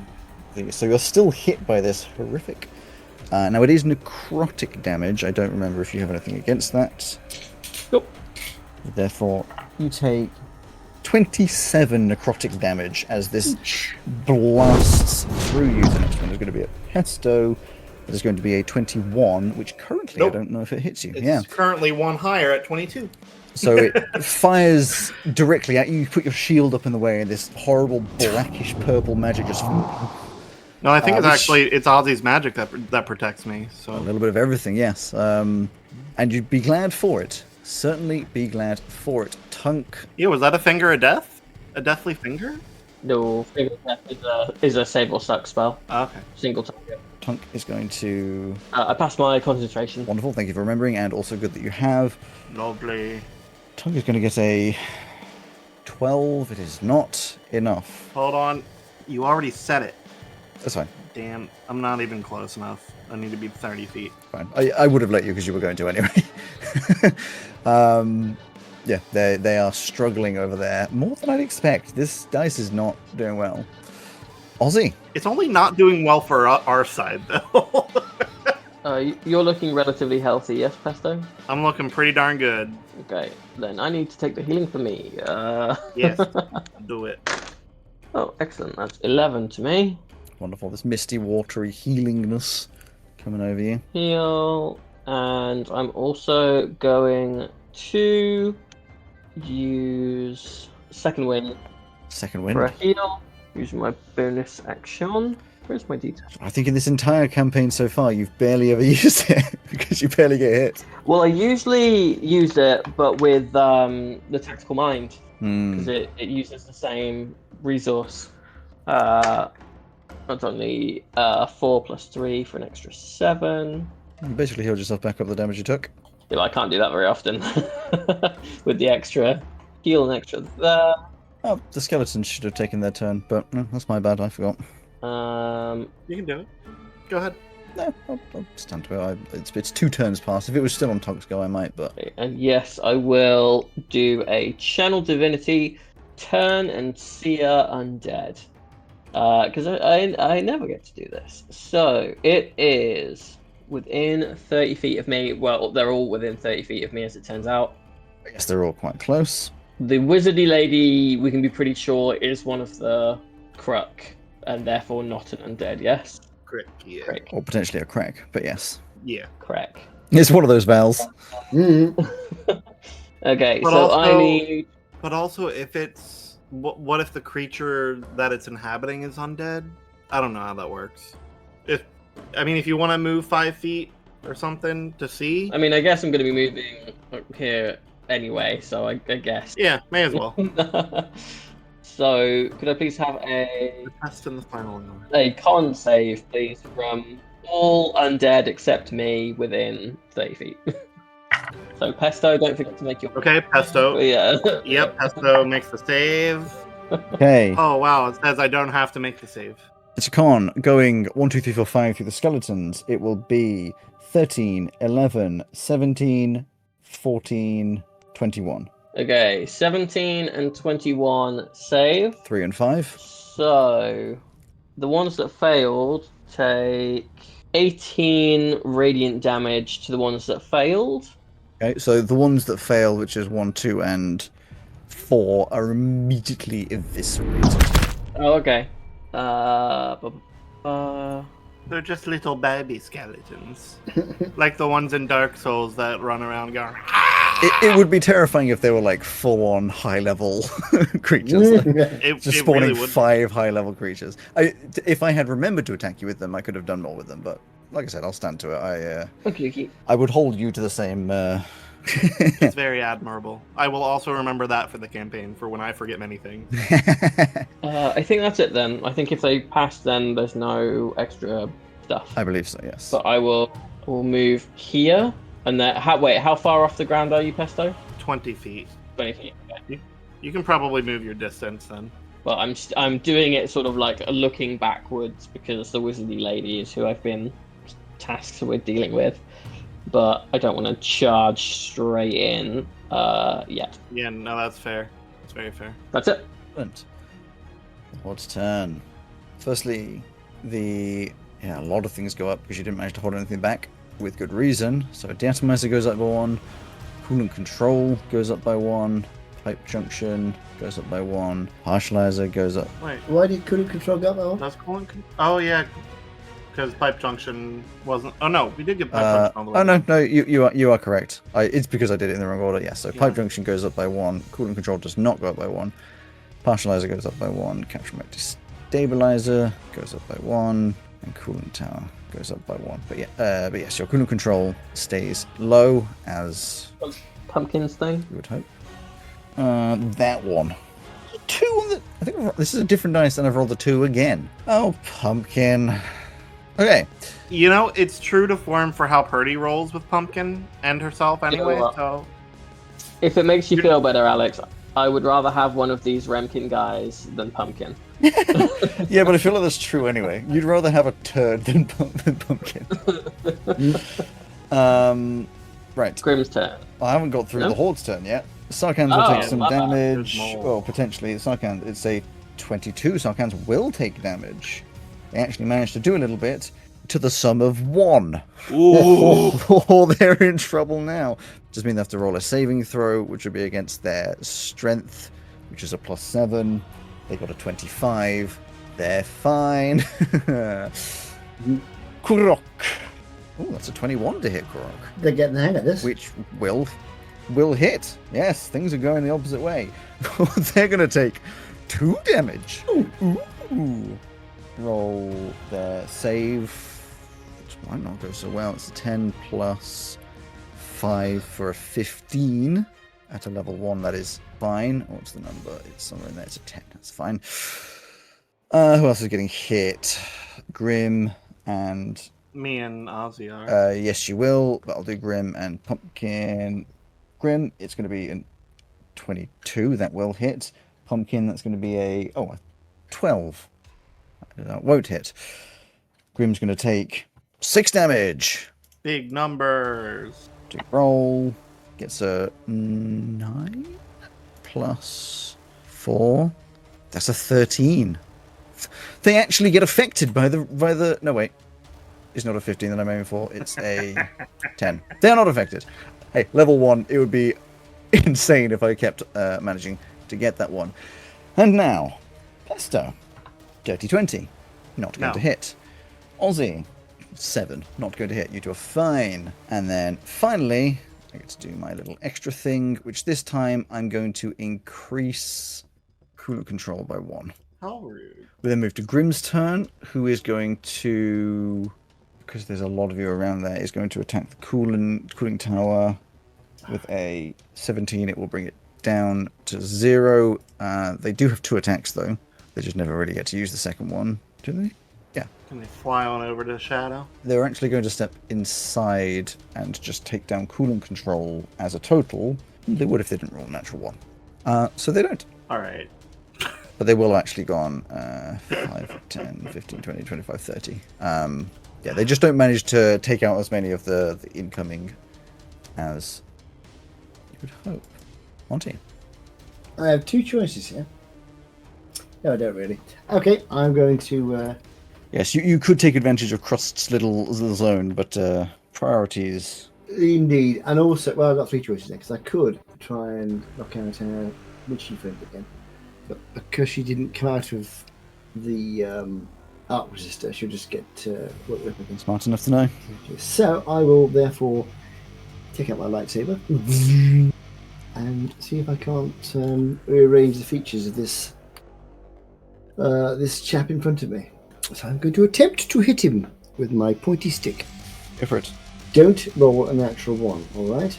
I didn't roll a natural 1, that's good. That is a 21 in fact. 21 hits. To hit. You see, if I got my D8 out in advance. Yeah. There we go. Is this an undead? It isn't an undead, is it? Shame. Tis not. Case. A cracker special.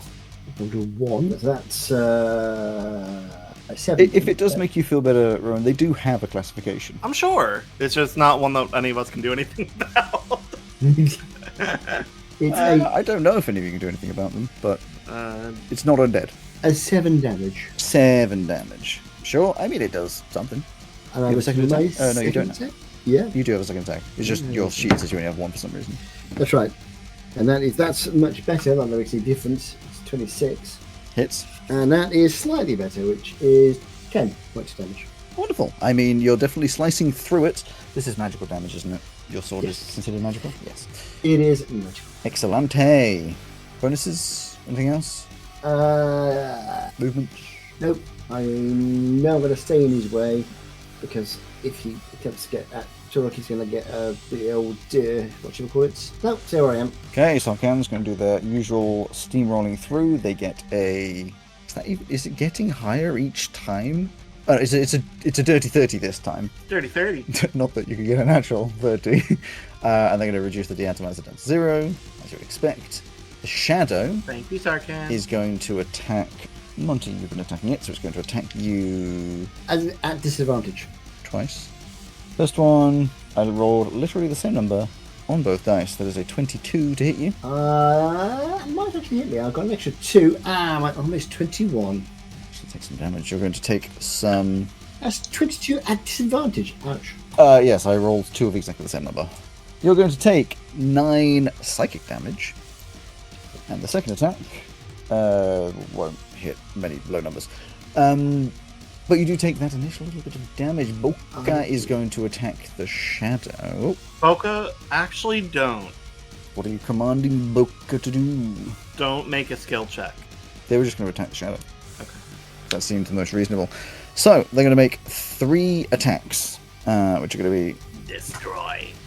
a dirty 20, a 25, and a 24, all of which will indeed hit, which means they're going to do, if I just do it all as one, they're going to be rolling Much of the ouchies. 35 damage as they're just slamming into this thing, just chopping away, slicing down. Hell yeah. It's looking... Boka's just not good at skill checks. It's good at fighting. I didn't roll in natural ones, which obviously helps quite a lot. Niffy's going to shoot their musket at disadvantage, but the chances of it doing a lot more damage are worth the risk. So they're going to shoot their musket with a plus 12, which means it's a 15, and that still hits, as 16 damage is done. Kaboom. Monty, you only just dodge your head out of the way as a bullet goes straight through the shadow, completely obliterating it-ish, because it wasn't really damaged. And the bullet continues forward, just going straight past you. Careful! The shadow is at least knocked down. Pesto! Yeah. First thing, free action. I'll drop Pine Nut. Let them do an attack on the partializer. Would it be more of a panicked throw? I think that they're all just, when I'm moving, because I don't have my bag right now, it's with Tunk, they're just kind of latched onto me, so they kind of just go of their own volition. And that's a 30. 30 to hit the partializer. More than double what was needed. My second 19. I think you'll be fine. The partializer goes necessary. Yeah, you just take out the weakened crack that were trying to push their way through, and of course succeed. Cool. And then I will. I mean, that's the start of your bonus. You've got the other toys. Yeah. If you wanted them to do stuff as well, cough, cough, coolant control. Yes. Lem. Actually, Parm will take a shot at the things in coolant control. That's a natural 20, which I don't think there's any bonus effect for a hit, but it's a natural 20. But it does indeed bring it down. Lem will shoot at the pipe junction. That's a Jesus Christ. A natural 19, natural 20, natural 18. Keep that dice. So I mean, 29. These toys are doing work. There's a reason you've got them. It's basically your main output. And then I'll finish off my turn by throwing a fireball at the wizardy lady. A fireball. Okay, and I presume you're trying to incorporate... Fireball. Whenever I do fireballs, things always go horribly wrong. Well, to be fair, we don't know if anything's gone horribly wrong yet. I presume you want to incorporate that over the other two skeletons as well, because they're within 20 feet. Yes, over the skeletons, and if... Actually, it's only a level 3, so... Yeah, it can only reduce... Oh, well, I guess... If I can also get it over the line of the Catramite Destabilizer, may as well. So you want to reduce the pressure in that zone? Yes, a level 3... A level 3 spell can do... Where is it? It can reduce the pressure in one zone. One zone. So... It isn't like... let's see. What's within 20? Yeah. You can see the circle. Yeah, there, you can do it literally in the Catramite Destabilizer. Yeah. You can reduce the Catramite Destabilizer and still hit all three of them. Lovely. Which, on the Catramite Destabilizer, is an immediate... Like, the ones that are trying to run through were just eviscerated immediately. These ones obviously have to do their rolls. Let me start with the skeletons. The dex. An 11 and a 19, amazingly. The 19 will save. Okay, so 3... does not save, 5 does save, and then the Chazadi lady, that one, dex as well. Yeah, only a 12. So one of the skeletons saves. Does not save. Convinced it'll make that much difference, but the rest do Probably not. Not. What's your fireball look like? A grenade? Let me think of that in a second. Gotcha. 30 fire damage, half to the one that passed. I mean, very nice. So half of 35 is 15. 17. Or not 35, 30. 30 fire damage, yes, and my brain... Yeah. That's fine. Both of the skeletons eviscerated, gone, disappeared, destroyed, and then 30 to the Necromancer, who is not looking like horrid, but that definitely made quite the... Impact? Quite the impact indeed, yes. So what does it look like? So the fireball, I think I've said before. It can change. But it's in the gauntlet with all the fingertips have like little lasers that shoot into the center of it and form a tiny orange bead that I just throw over to the right place. This is explosion. I reckon you throw it at the wall of the Catramite Destabilizer, letting the fireball itself kind of penetrate outwards, just eviscerating a lot of stuff. It's very impressive, and everybody claps. And then I will go 5. I'm 20 feet in the air, right? Yes. That was... Okay. Yes, you were 20 in the air. 20 in the air, then I go 40, and I go 20 feet down. Okay, so you're now on the ground. That's my movement. And then... And then? What have you got left? Olive hasn't done anything, but I don't think there's anything to do at the moment. So they'll just... Can I be a little cheeky about it? Let's see.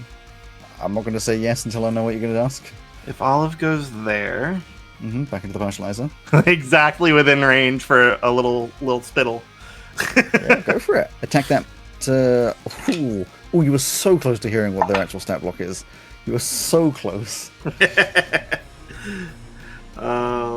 Let's see. That is an 18 to hit. 18 does hit. You always got it because I was going to say like a playful name for what they are, and that overwrote in my brain that don't say what it actually is. You can tell us. It's not going to make any difference to us. Oh, baby, good rolls. It's just fun when you do it. 4 and a 4, a 12 acid damage. Yeah, nothing to snuff at. They're not resistant in any way. Yeah, good. Turn done. Turn. Croc. Okay, so since they can't do anything about that, they're going to... Okay, yeah, they're just going to roll a skill. They're going to try to make sure that things don't get into the pipe junction, and to do so, they're going to spin a couple rounds so they can use their intelligence, which means they're going to use their intellect to, very similar to what Ozzy was doing, basically work out the best way to hold the line from a tactical perspective. They get a 14, which is nothing of note. Wizardly Lady. Now, you'll be glad to know they can't do the thing with the skeleton again, but they can attack. What's their intelligence?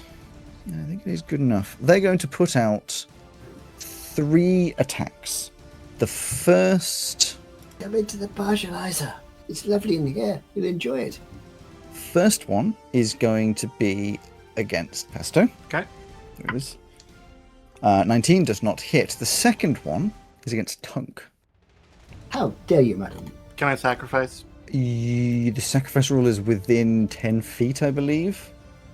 You go be close, yeah. Let me have a quick thing because I'm pretty sure we do have it written down. So the sacrifice rule, reaction within 10 feet. Are you within 10 feet? You're close, but I don't think you're close. Can I argue I'm within 10 feet of the line it would have to take to hit her? I think... You don't have to. I'm being No, very cheeky. I'm going to say no because it's just... If I say yes to this, it doesn't... It makes the bounds of that very murky. And sure. I don't want to have to deal with that as we go forward. So unfortunately, not. It is a 19 to hit Tunk, so it will hit and will do 27 damage. Tunk is not dead, but this necrotic energy seeps through. This black veins appearing all over her face as she's like falls a little bit weak. Still moving, still trying to do their thing, but is seriously hurt. I've only done 2 of those attacks so far. Do I just do it? No, you did a fireball. Pesto! That is a 22. Well, that is exactly what you need. Going to take 28 necrotic damage. So you take 14. I take 14. Yeah. 14 each as this damage sears through your bones. Extremely painful. Feel it in your core. This black energy sapping into you. Yeah, concentration. I lose concentration. Ooh. Wait, hang on. 14. So it'd be 10 you have to hit. Is not what I need to be. Yes, I got 10. So. I was going to say I'd be surprised that you'd lost it, but yes, so only just... It flickers a little, but you keep it. 2, like 14. Right. So keep the 14. But no, I'm good. Tunk, injured, is going to continue doing their bang. Come on. I want to go different dice. Just roll an 8.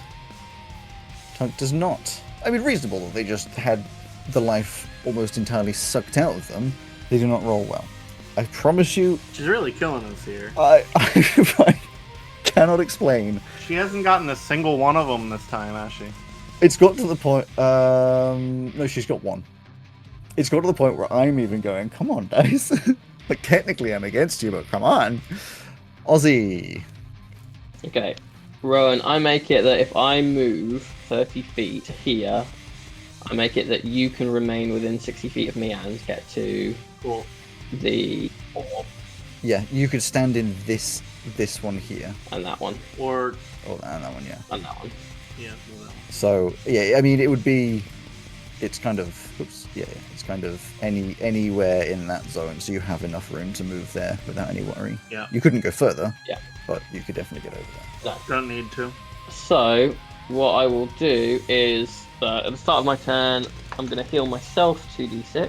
Mm-hmm. I'm going to salve Tunk's soul, because I don't think it'll matter all that much, but just in case. You're still looking alright, aren't you, Pesto? I'm okay. Yeah, not a priority right now. 9 health to Tunk. I will then move to here. And then for my first attack with Pobeda Life Taker. Oh yes, you draw out Pobeda, who doesn't say anything, but you feel in your mind is glad to be, out in battle. Oh, if I can put away that fucking crossbow. And I will infuse it with radiant magic and attack the something that you have previously called a necromancer, but I think it was just because they summoned skeletons. I didn't call them a necromancer. You may have taken that from the fact that they. No, you did actually say You definitely said necromancer. I assume that was not their actual name, but you did say necromancer immediately after summoning skeletons. What? What? There's too many things to pay attention to. There's so many things. It's my own fault. You did it to yourself. I did. I thought that was just you had said that because they were something with the ability to summon skeletons. Yeah, that's exactly why I said that. Moving on, what are you going to hit them for? What's the roll? 17 plus 9 Yeah, for it 26. And then they themselves are not considered an undead, are they? No. Actually, it's more than just undead. It is... Are they an undead, humanoid, or dragon? No. It'd be crazy if there was a pool of dragon souls just going into these things. That would be insane. Bad. But it would be cool. It would be very cool. It would be very fun. Their machine here is going to turn them into their actual dragon forms, and there's 5 million dragons now spreading across hell. There's an Crazy. That's why it's ending well. Yeah. There's Sorry, we're gonna have to deal 1,000 with this dragons. exact map again, but it's gonna be under that premise instead. Yes, you'll have the Boolant Control, the Barshalizer, The Bupper Yard. the Bupper Bard. Bupper The Bar. pooling tower. That is just 22 radiant damage. Only. Because I rolled bad. I mean, you still slice through them. Do they have any kind of concentration thing that they need to do? They do not. Cool. In that case, I was told to get rid of them. Yeah, we gotta get rid of that thing. If they're attacking Tunk as well, that's priority number 1 now. Yeah. So I will action surge Okay. Yes, destroy. so that I can hit them again. I've just now become very nervous about round 10. That is 9 plus. As I will use a channel divinity for guided strike on myself to turn that into a 19. Okie dokie. Hits. Great. Oh, much better. 21 damage with Pobeda. I threw them again. It does not kill them. Damn it. Action, bonus action, action surge, movement. That's me done. Okay. Hord's turn. Now just make sure of it. Yes, couldn't control cannot go up. So deatomizer to 1, partializer to 1, catch-right destabilizer to 1, pipe junction 1, tower right to 1, pumpkin spice latte. Literally rolled a 3 again. What in the fuck? 3, 2, 3, 3. And then we go through some attempted damages. Sarkans. Gonna miss. Grok. Gonna miss. What's happening? No. He's missing to hit these people rather than these people missing. Oh. This is the damage coming out. This is where you say, good. Yeah, that's a Yeah. good thing. That's a good thing. Pokespice Latte. That'll miss. Pesto. That's a natural 1. That'll miss. Aussie. Dirty 20. That'll miss. 20 is currently my AC. Then it won't miss. Olive and Pine Nut as well. Thank you. You take 4 damage, and please make a saving throw based on your highest stat. 4. No, that makes me nervous. I'll cast shield. Okie dokie. We know what the effect is that you're saving from, if that helps. Do we? There's so much stuff going on with this. What is it? Yeah. Can't take reactions until end of next turn if you fail. No, I'll keep shield up then. Okay, put your shield. It does not hit you. They try to get in and attack you, but there's a magical mix with your actual shield that stops that from happening. Olive and pine nut. Olive. That's a natural 1. Pine nut. That's a natural 20. They will take 2 damage, and they can also make the save. That's 15. 15 is fine. And how much damage did you say it was? 2 damage? 2 damage, yes. And then, so it's the end of even count rounds, which, no, it is the end of this round. No, it's not. It's Grimm's one of it. It's round 7.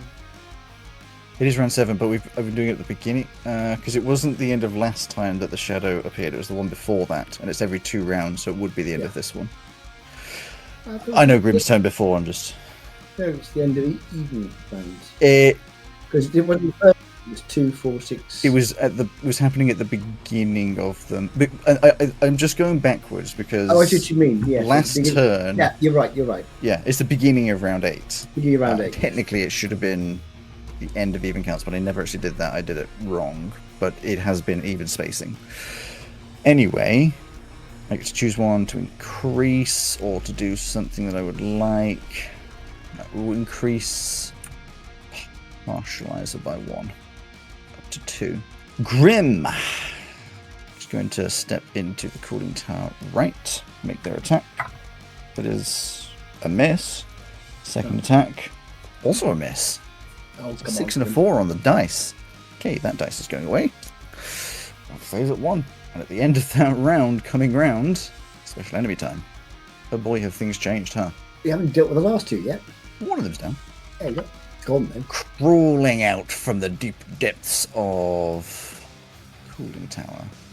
They're going to appear. Has Tunk got any further? Or we still at 40%. This entire time. No, she's failed. This entire session they got 1 all but 1 up. Yeah. Something crawls into the coolant control over by Pesto. It is obviously at some point it was a hobgoblin of some kind. Initiative, dirty 20. Lovely. Okay. Monty. Do I help Tunk or do I take out the Hobgoblin? Let me. You would be very aware that the creature in front of you at this point is still probably going to get up on its turn. I know. But do you have radiant damage or massive damage to deal? I have radiant damage in melee. Yes, because of the sword. In But I what? can't do that. Because The sword is radiant. Yeah, the beam sword, the sun blade is radiant damage. Oh, right. But my plan for that was to say to Boka, yeah, use this. Give him my sword. He's in a mech. Make sure that. Pardon? He's in a mech. It's okay. We've got hands. He can still use it to keep. I mean, the shadow is not moving. It can't be hard to hit. Sure. As long as it doesn't get up before he hits it with my sword. It does. Oh, that's right. Shadow goes 1 initiative before him. There's Sarkhan's. This is an interesting piece of art for the Hobgoblin. There's Sarkhan's. Yes, I downloaded like massive packs of tokens to make it much easier for me when I drag things in, which means what I get is what I get, and it is an interesting one because it's like a sort of steampunk-ish hobgoblin type creature. It almost looks like guitar tuning pegs on the head of a guitar there, but it's clearly some kind of staff. I think it's meant to be like, I think off the edge there would be like an axe made out of a saw blade or something. That's what I was thinking. So, I can talk briefly, and I'm going to say to Boka and Niffy, do either of you have anything that does radiant damage? So we'll kill this thing. Okay. Says new, and Niffy says new. Isn't her magical dagger like a D4 of radiant? Not now, because I had to reallocate stuff for this thing. In that case, I am going to have to take out the shadow, because I'm going to have 3 buddies to fight. Yes, I think that's a good use of the turn. So I will start off with my not the lightsaber, my bright epee, my not heavy epee, and I will hit the chop the head off the body lying on the ground. Yes, you slice through it, immediate hit, it just disintegrates and disappears. And then I've got 2 attacks, haven't I?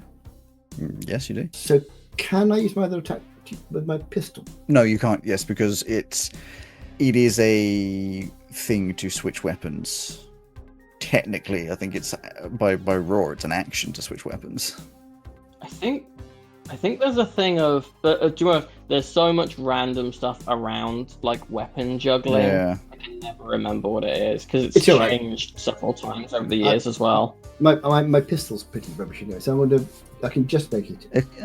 You can equip or unequip one weapon for each individual attack made as part of your attack action, either before or after the strike. Dropping or stowing a weapon counts as against this limit, preventing the old free drop and draw.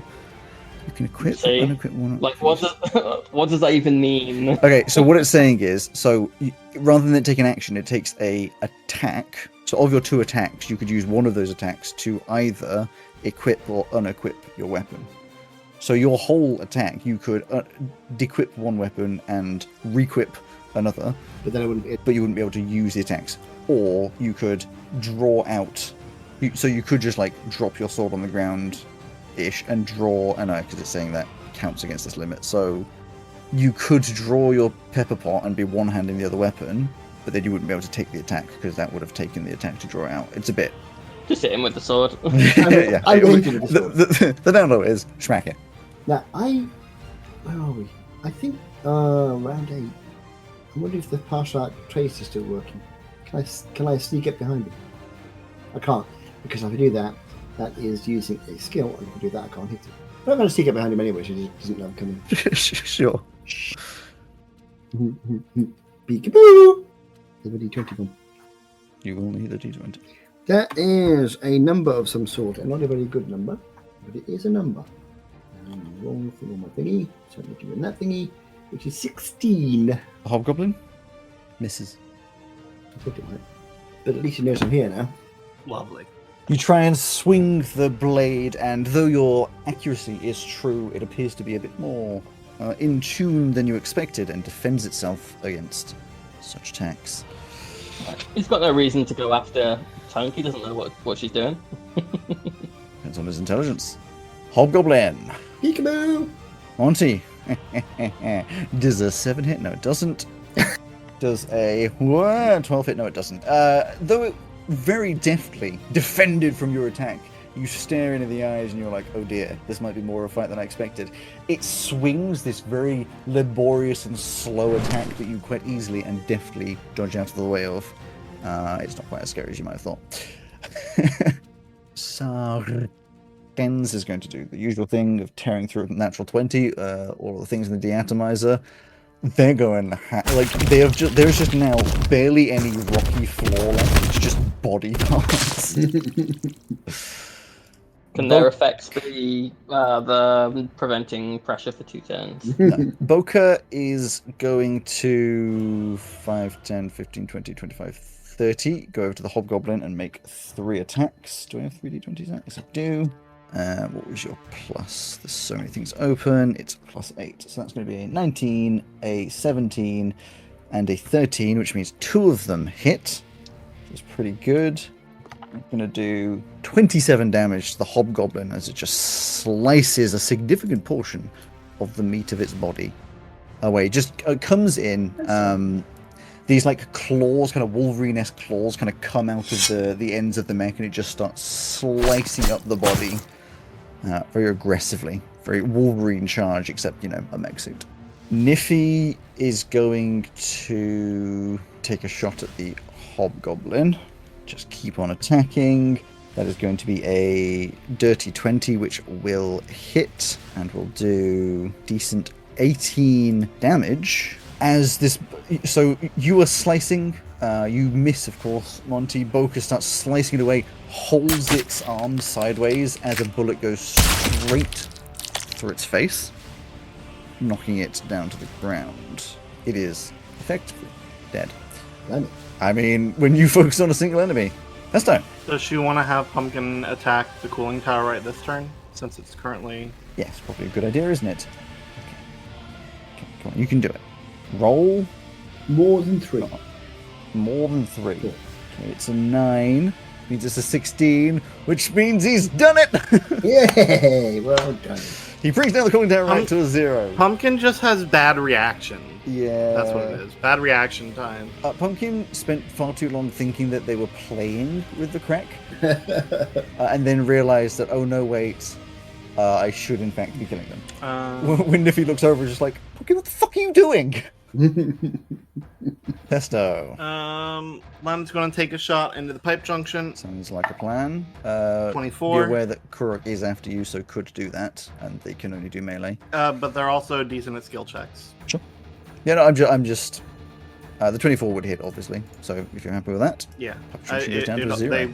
They wouldn't be able to move very far to do anything else anyway. No, that's perfectly fine. There's the flurry of BB pellets just. Harm, however, will go 5, 10, 15, 20. And that's, I believe, as far as they can go. So they may as well dash. 5, 10, 15, 20. Yep. The boat just cruising along the imaginary seas. Free action, Basil hops off of me, makes their attack in the partializer. For a 14.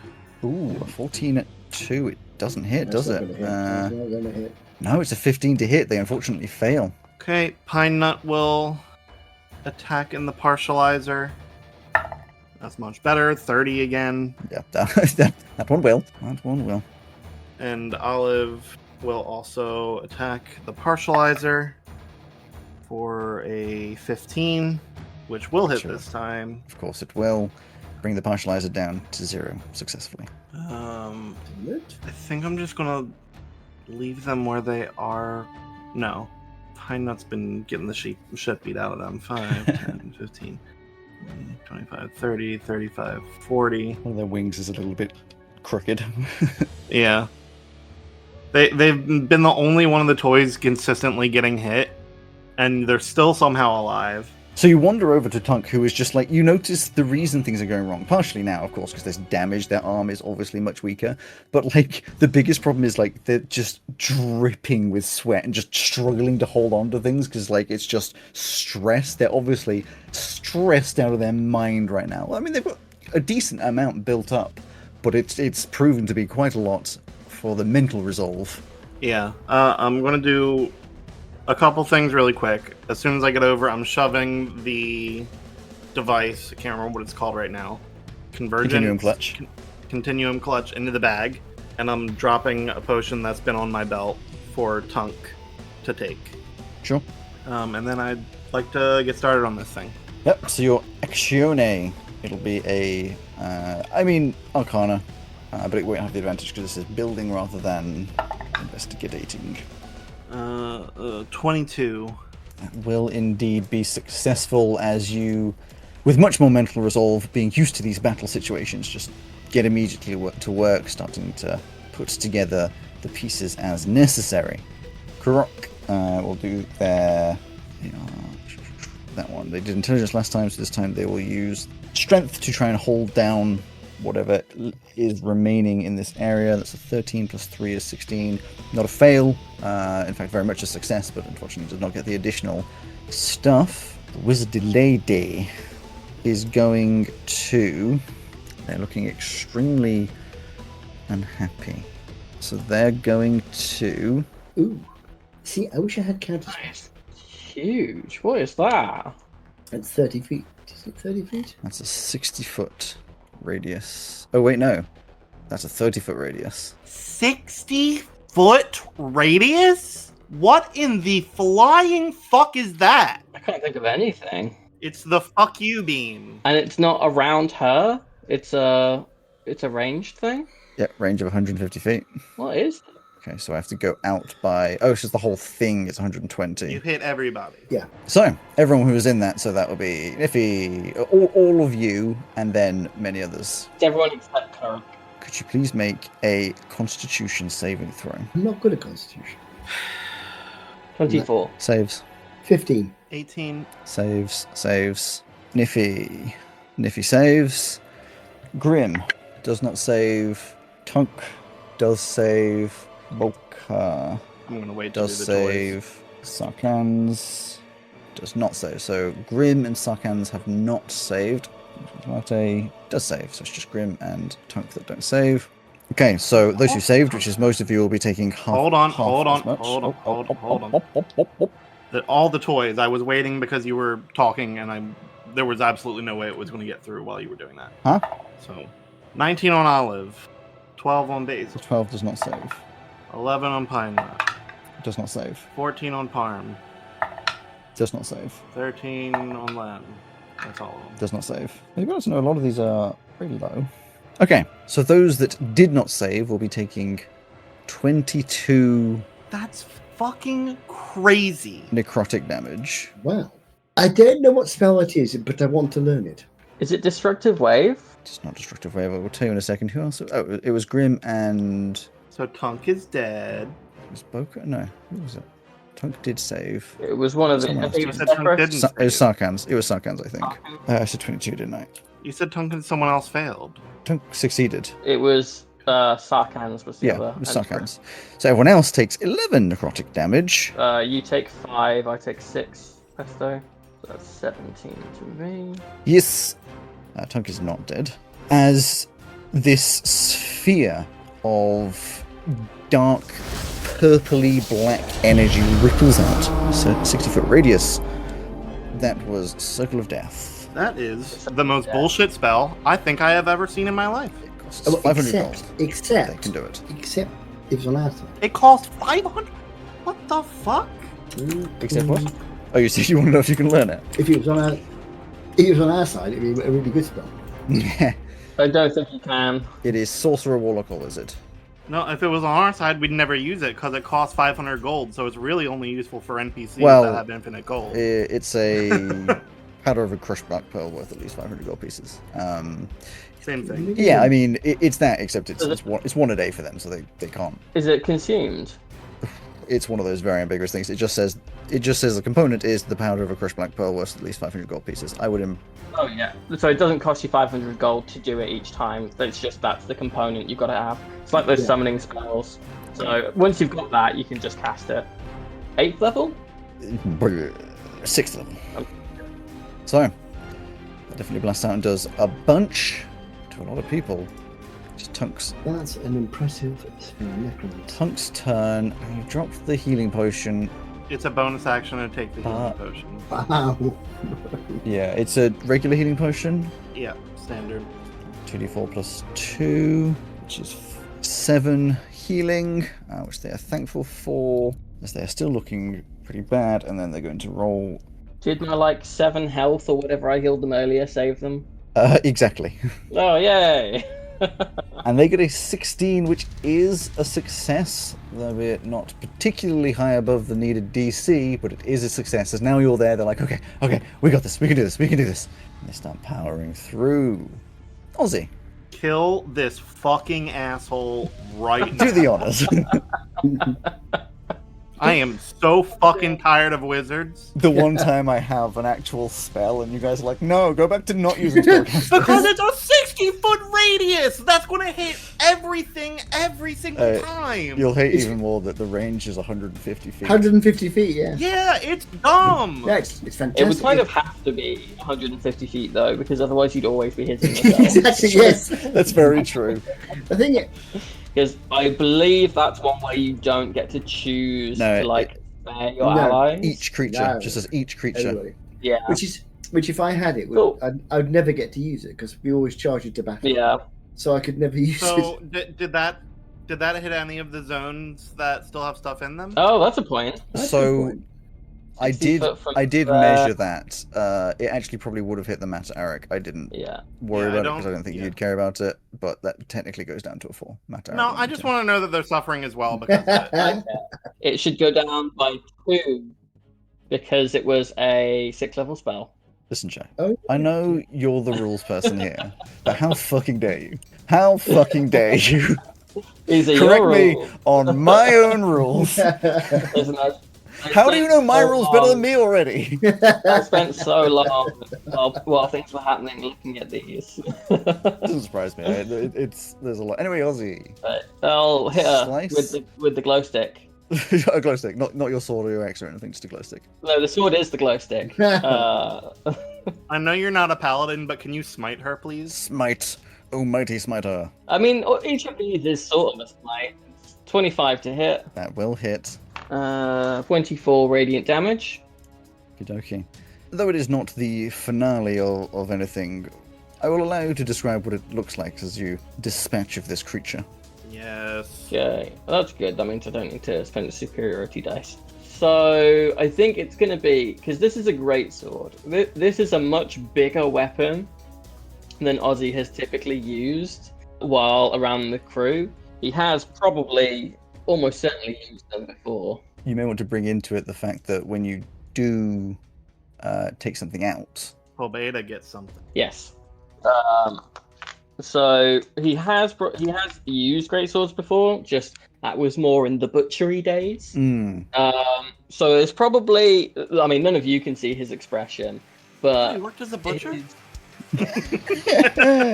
In some a ways. very specific kind. Yeah. But his expression probably goes blank as the sort of, or maybe not blank, but just a bit like hardened as a sort of ghostly muscle memory takes over, and using what would normally be weighed down by a shield hand, just very quickly, stab, slice up from the leg up through the head, split them in two, as a ghostly sort of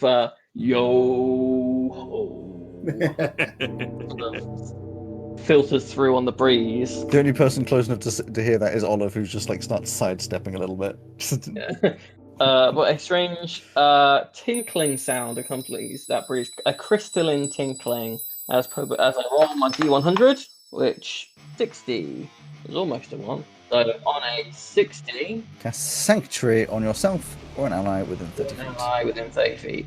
That is almost useless at this instant. But I guess I'll cast it on. Well, we're not really being attacked with stuff, but I guess I'll cast it on myself. Okay.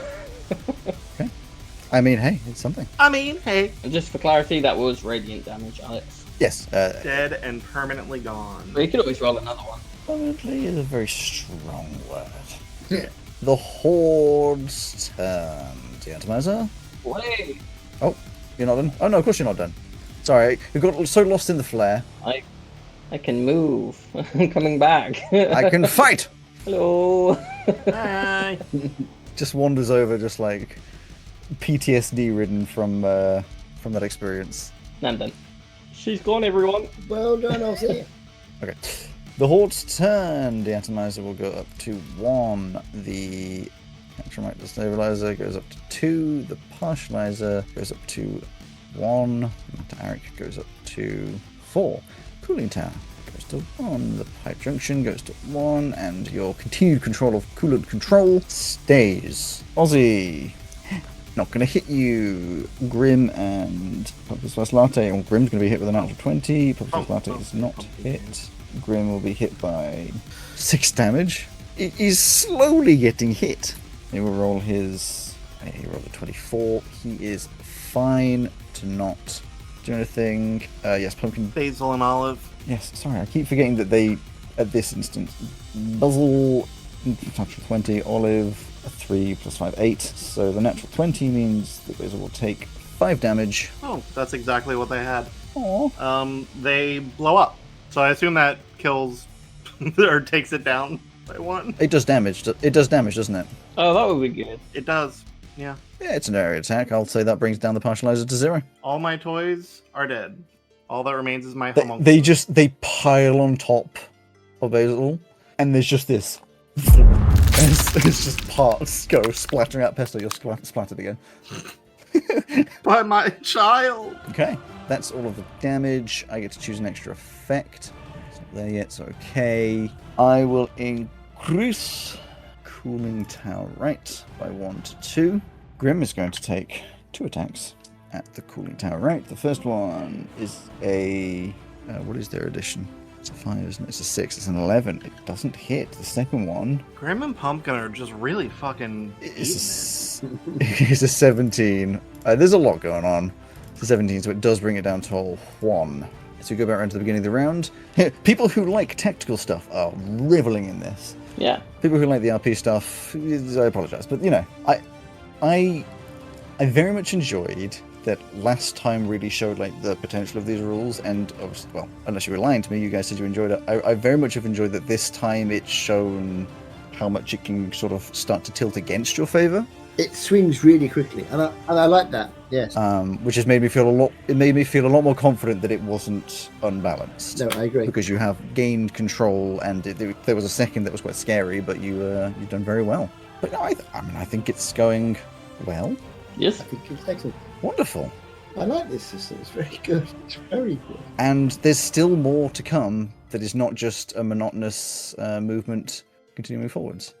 I expected it to happen this time, but it was partially dependent on Tunk not failing continuously. Well, my problem is going to be we're about to go into round 10, and my blur is going to run out. Well, This I think is actually the longest encounter you guys have ever run through. I know. And I don't feel like it feels like it's dragging. No, I'm enjoying it. I'm enjoying it. I'm enjoying it. I think if this was just a normal fight, I think if it goes past next session, it'll feel like it's dragging. yes, I don't imagine it will now that 2 of you are now on actually building that thing. And of course, the main part was like, What percentage are we on now? It's really hard to say as like a specific and accurate number, but it's somewhere around exactly 60%. Oh, 60, okay. Yeah, I had some successes. One from Tunk, I believe, and Pesto most certainly coming in to actually do something. So that means we would be at least round 13 when we finish. Yes. But as we are ending, there is of course one thing that we have to do, which is give out our weekly advice. We've had it from both my father and from Joe. Now, Rowan, last week you said you did not want to because your brain was fried. Are you feeling up to some advice this week? I'm feeling better this week. Okie dokie. Then what advice would you give to those listening? I'm all agog. Hey, everybody. Remember, always stretch your toes in the morning and when you take a poop. Sage advice. I can't say it's... I've never thought of stretching my toes. But that explains you a know, lot, actually. Gotta stay limber. if you... does that help with the poop? You know what? We won't get into the details. Thank you for listening, everybody. I think that's about where we end. I just thought with how much you enjoy stretching other people's toes that stretching your own toes would never be far from your mind. Huh? I hope you enjoyed this episode of Magic Myths and Mayhem. Thank you to Dark Fantasy Studio and Nicolas Jeudy and Ovani for the use of their music in this episode. And a big thanks to you for listening. If you want to hear more behind the scenes content, alongside extra art and lore, please consider joining our Patreon by searching Magic Myths and Mayhem on patreon.com, or watch our extra content and games on twitch.com. For now, thank you for being here, and we look forward to seeing you next time. I'll see you then.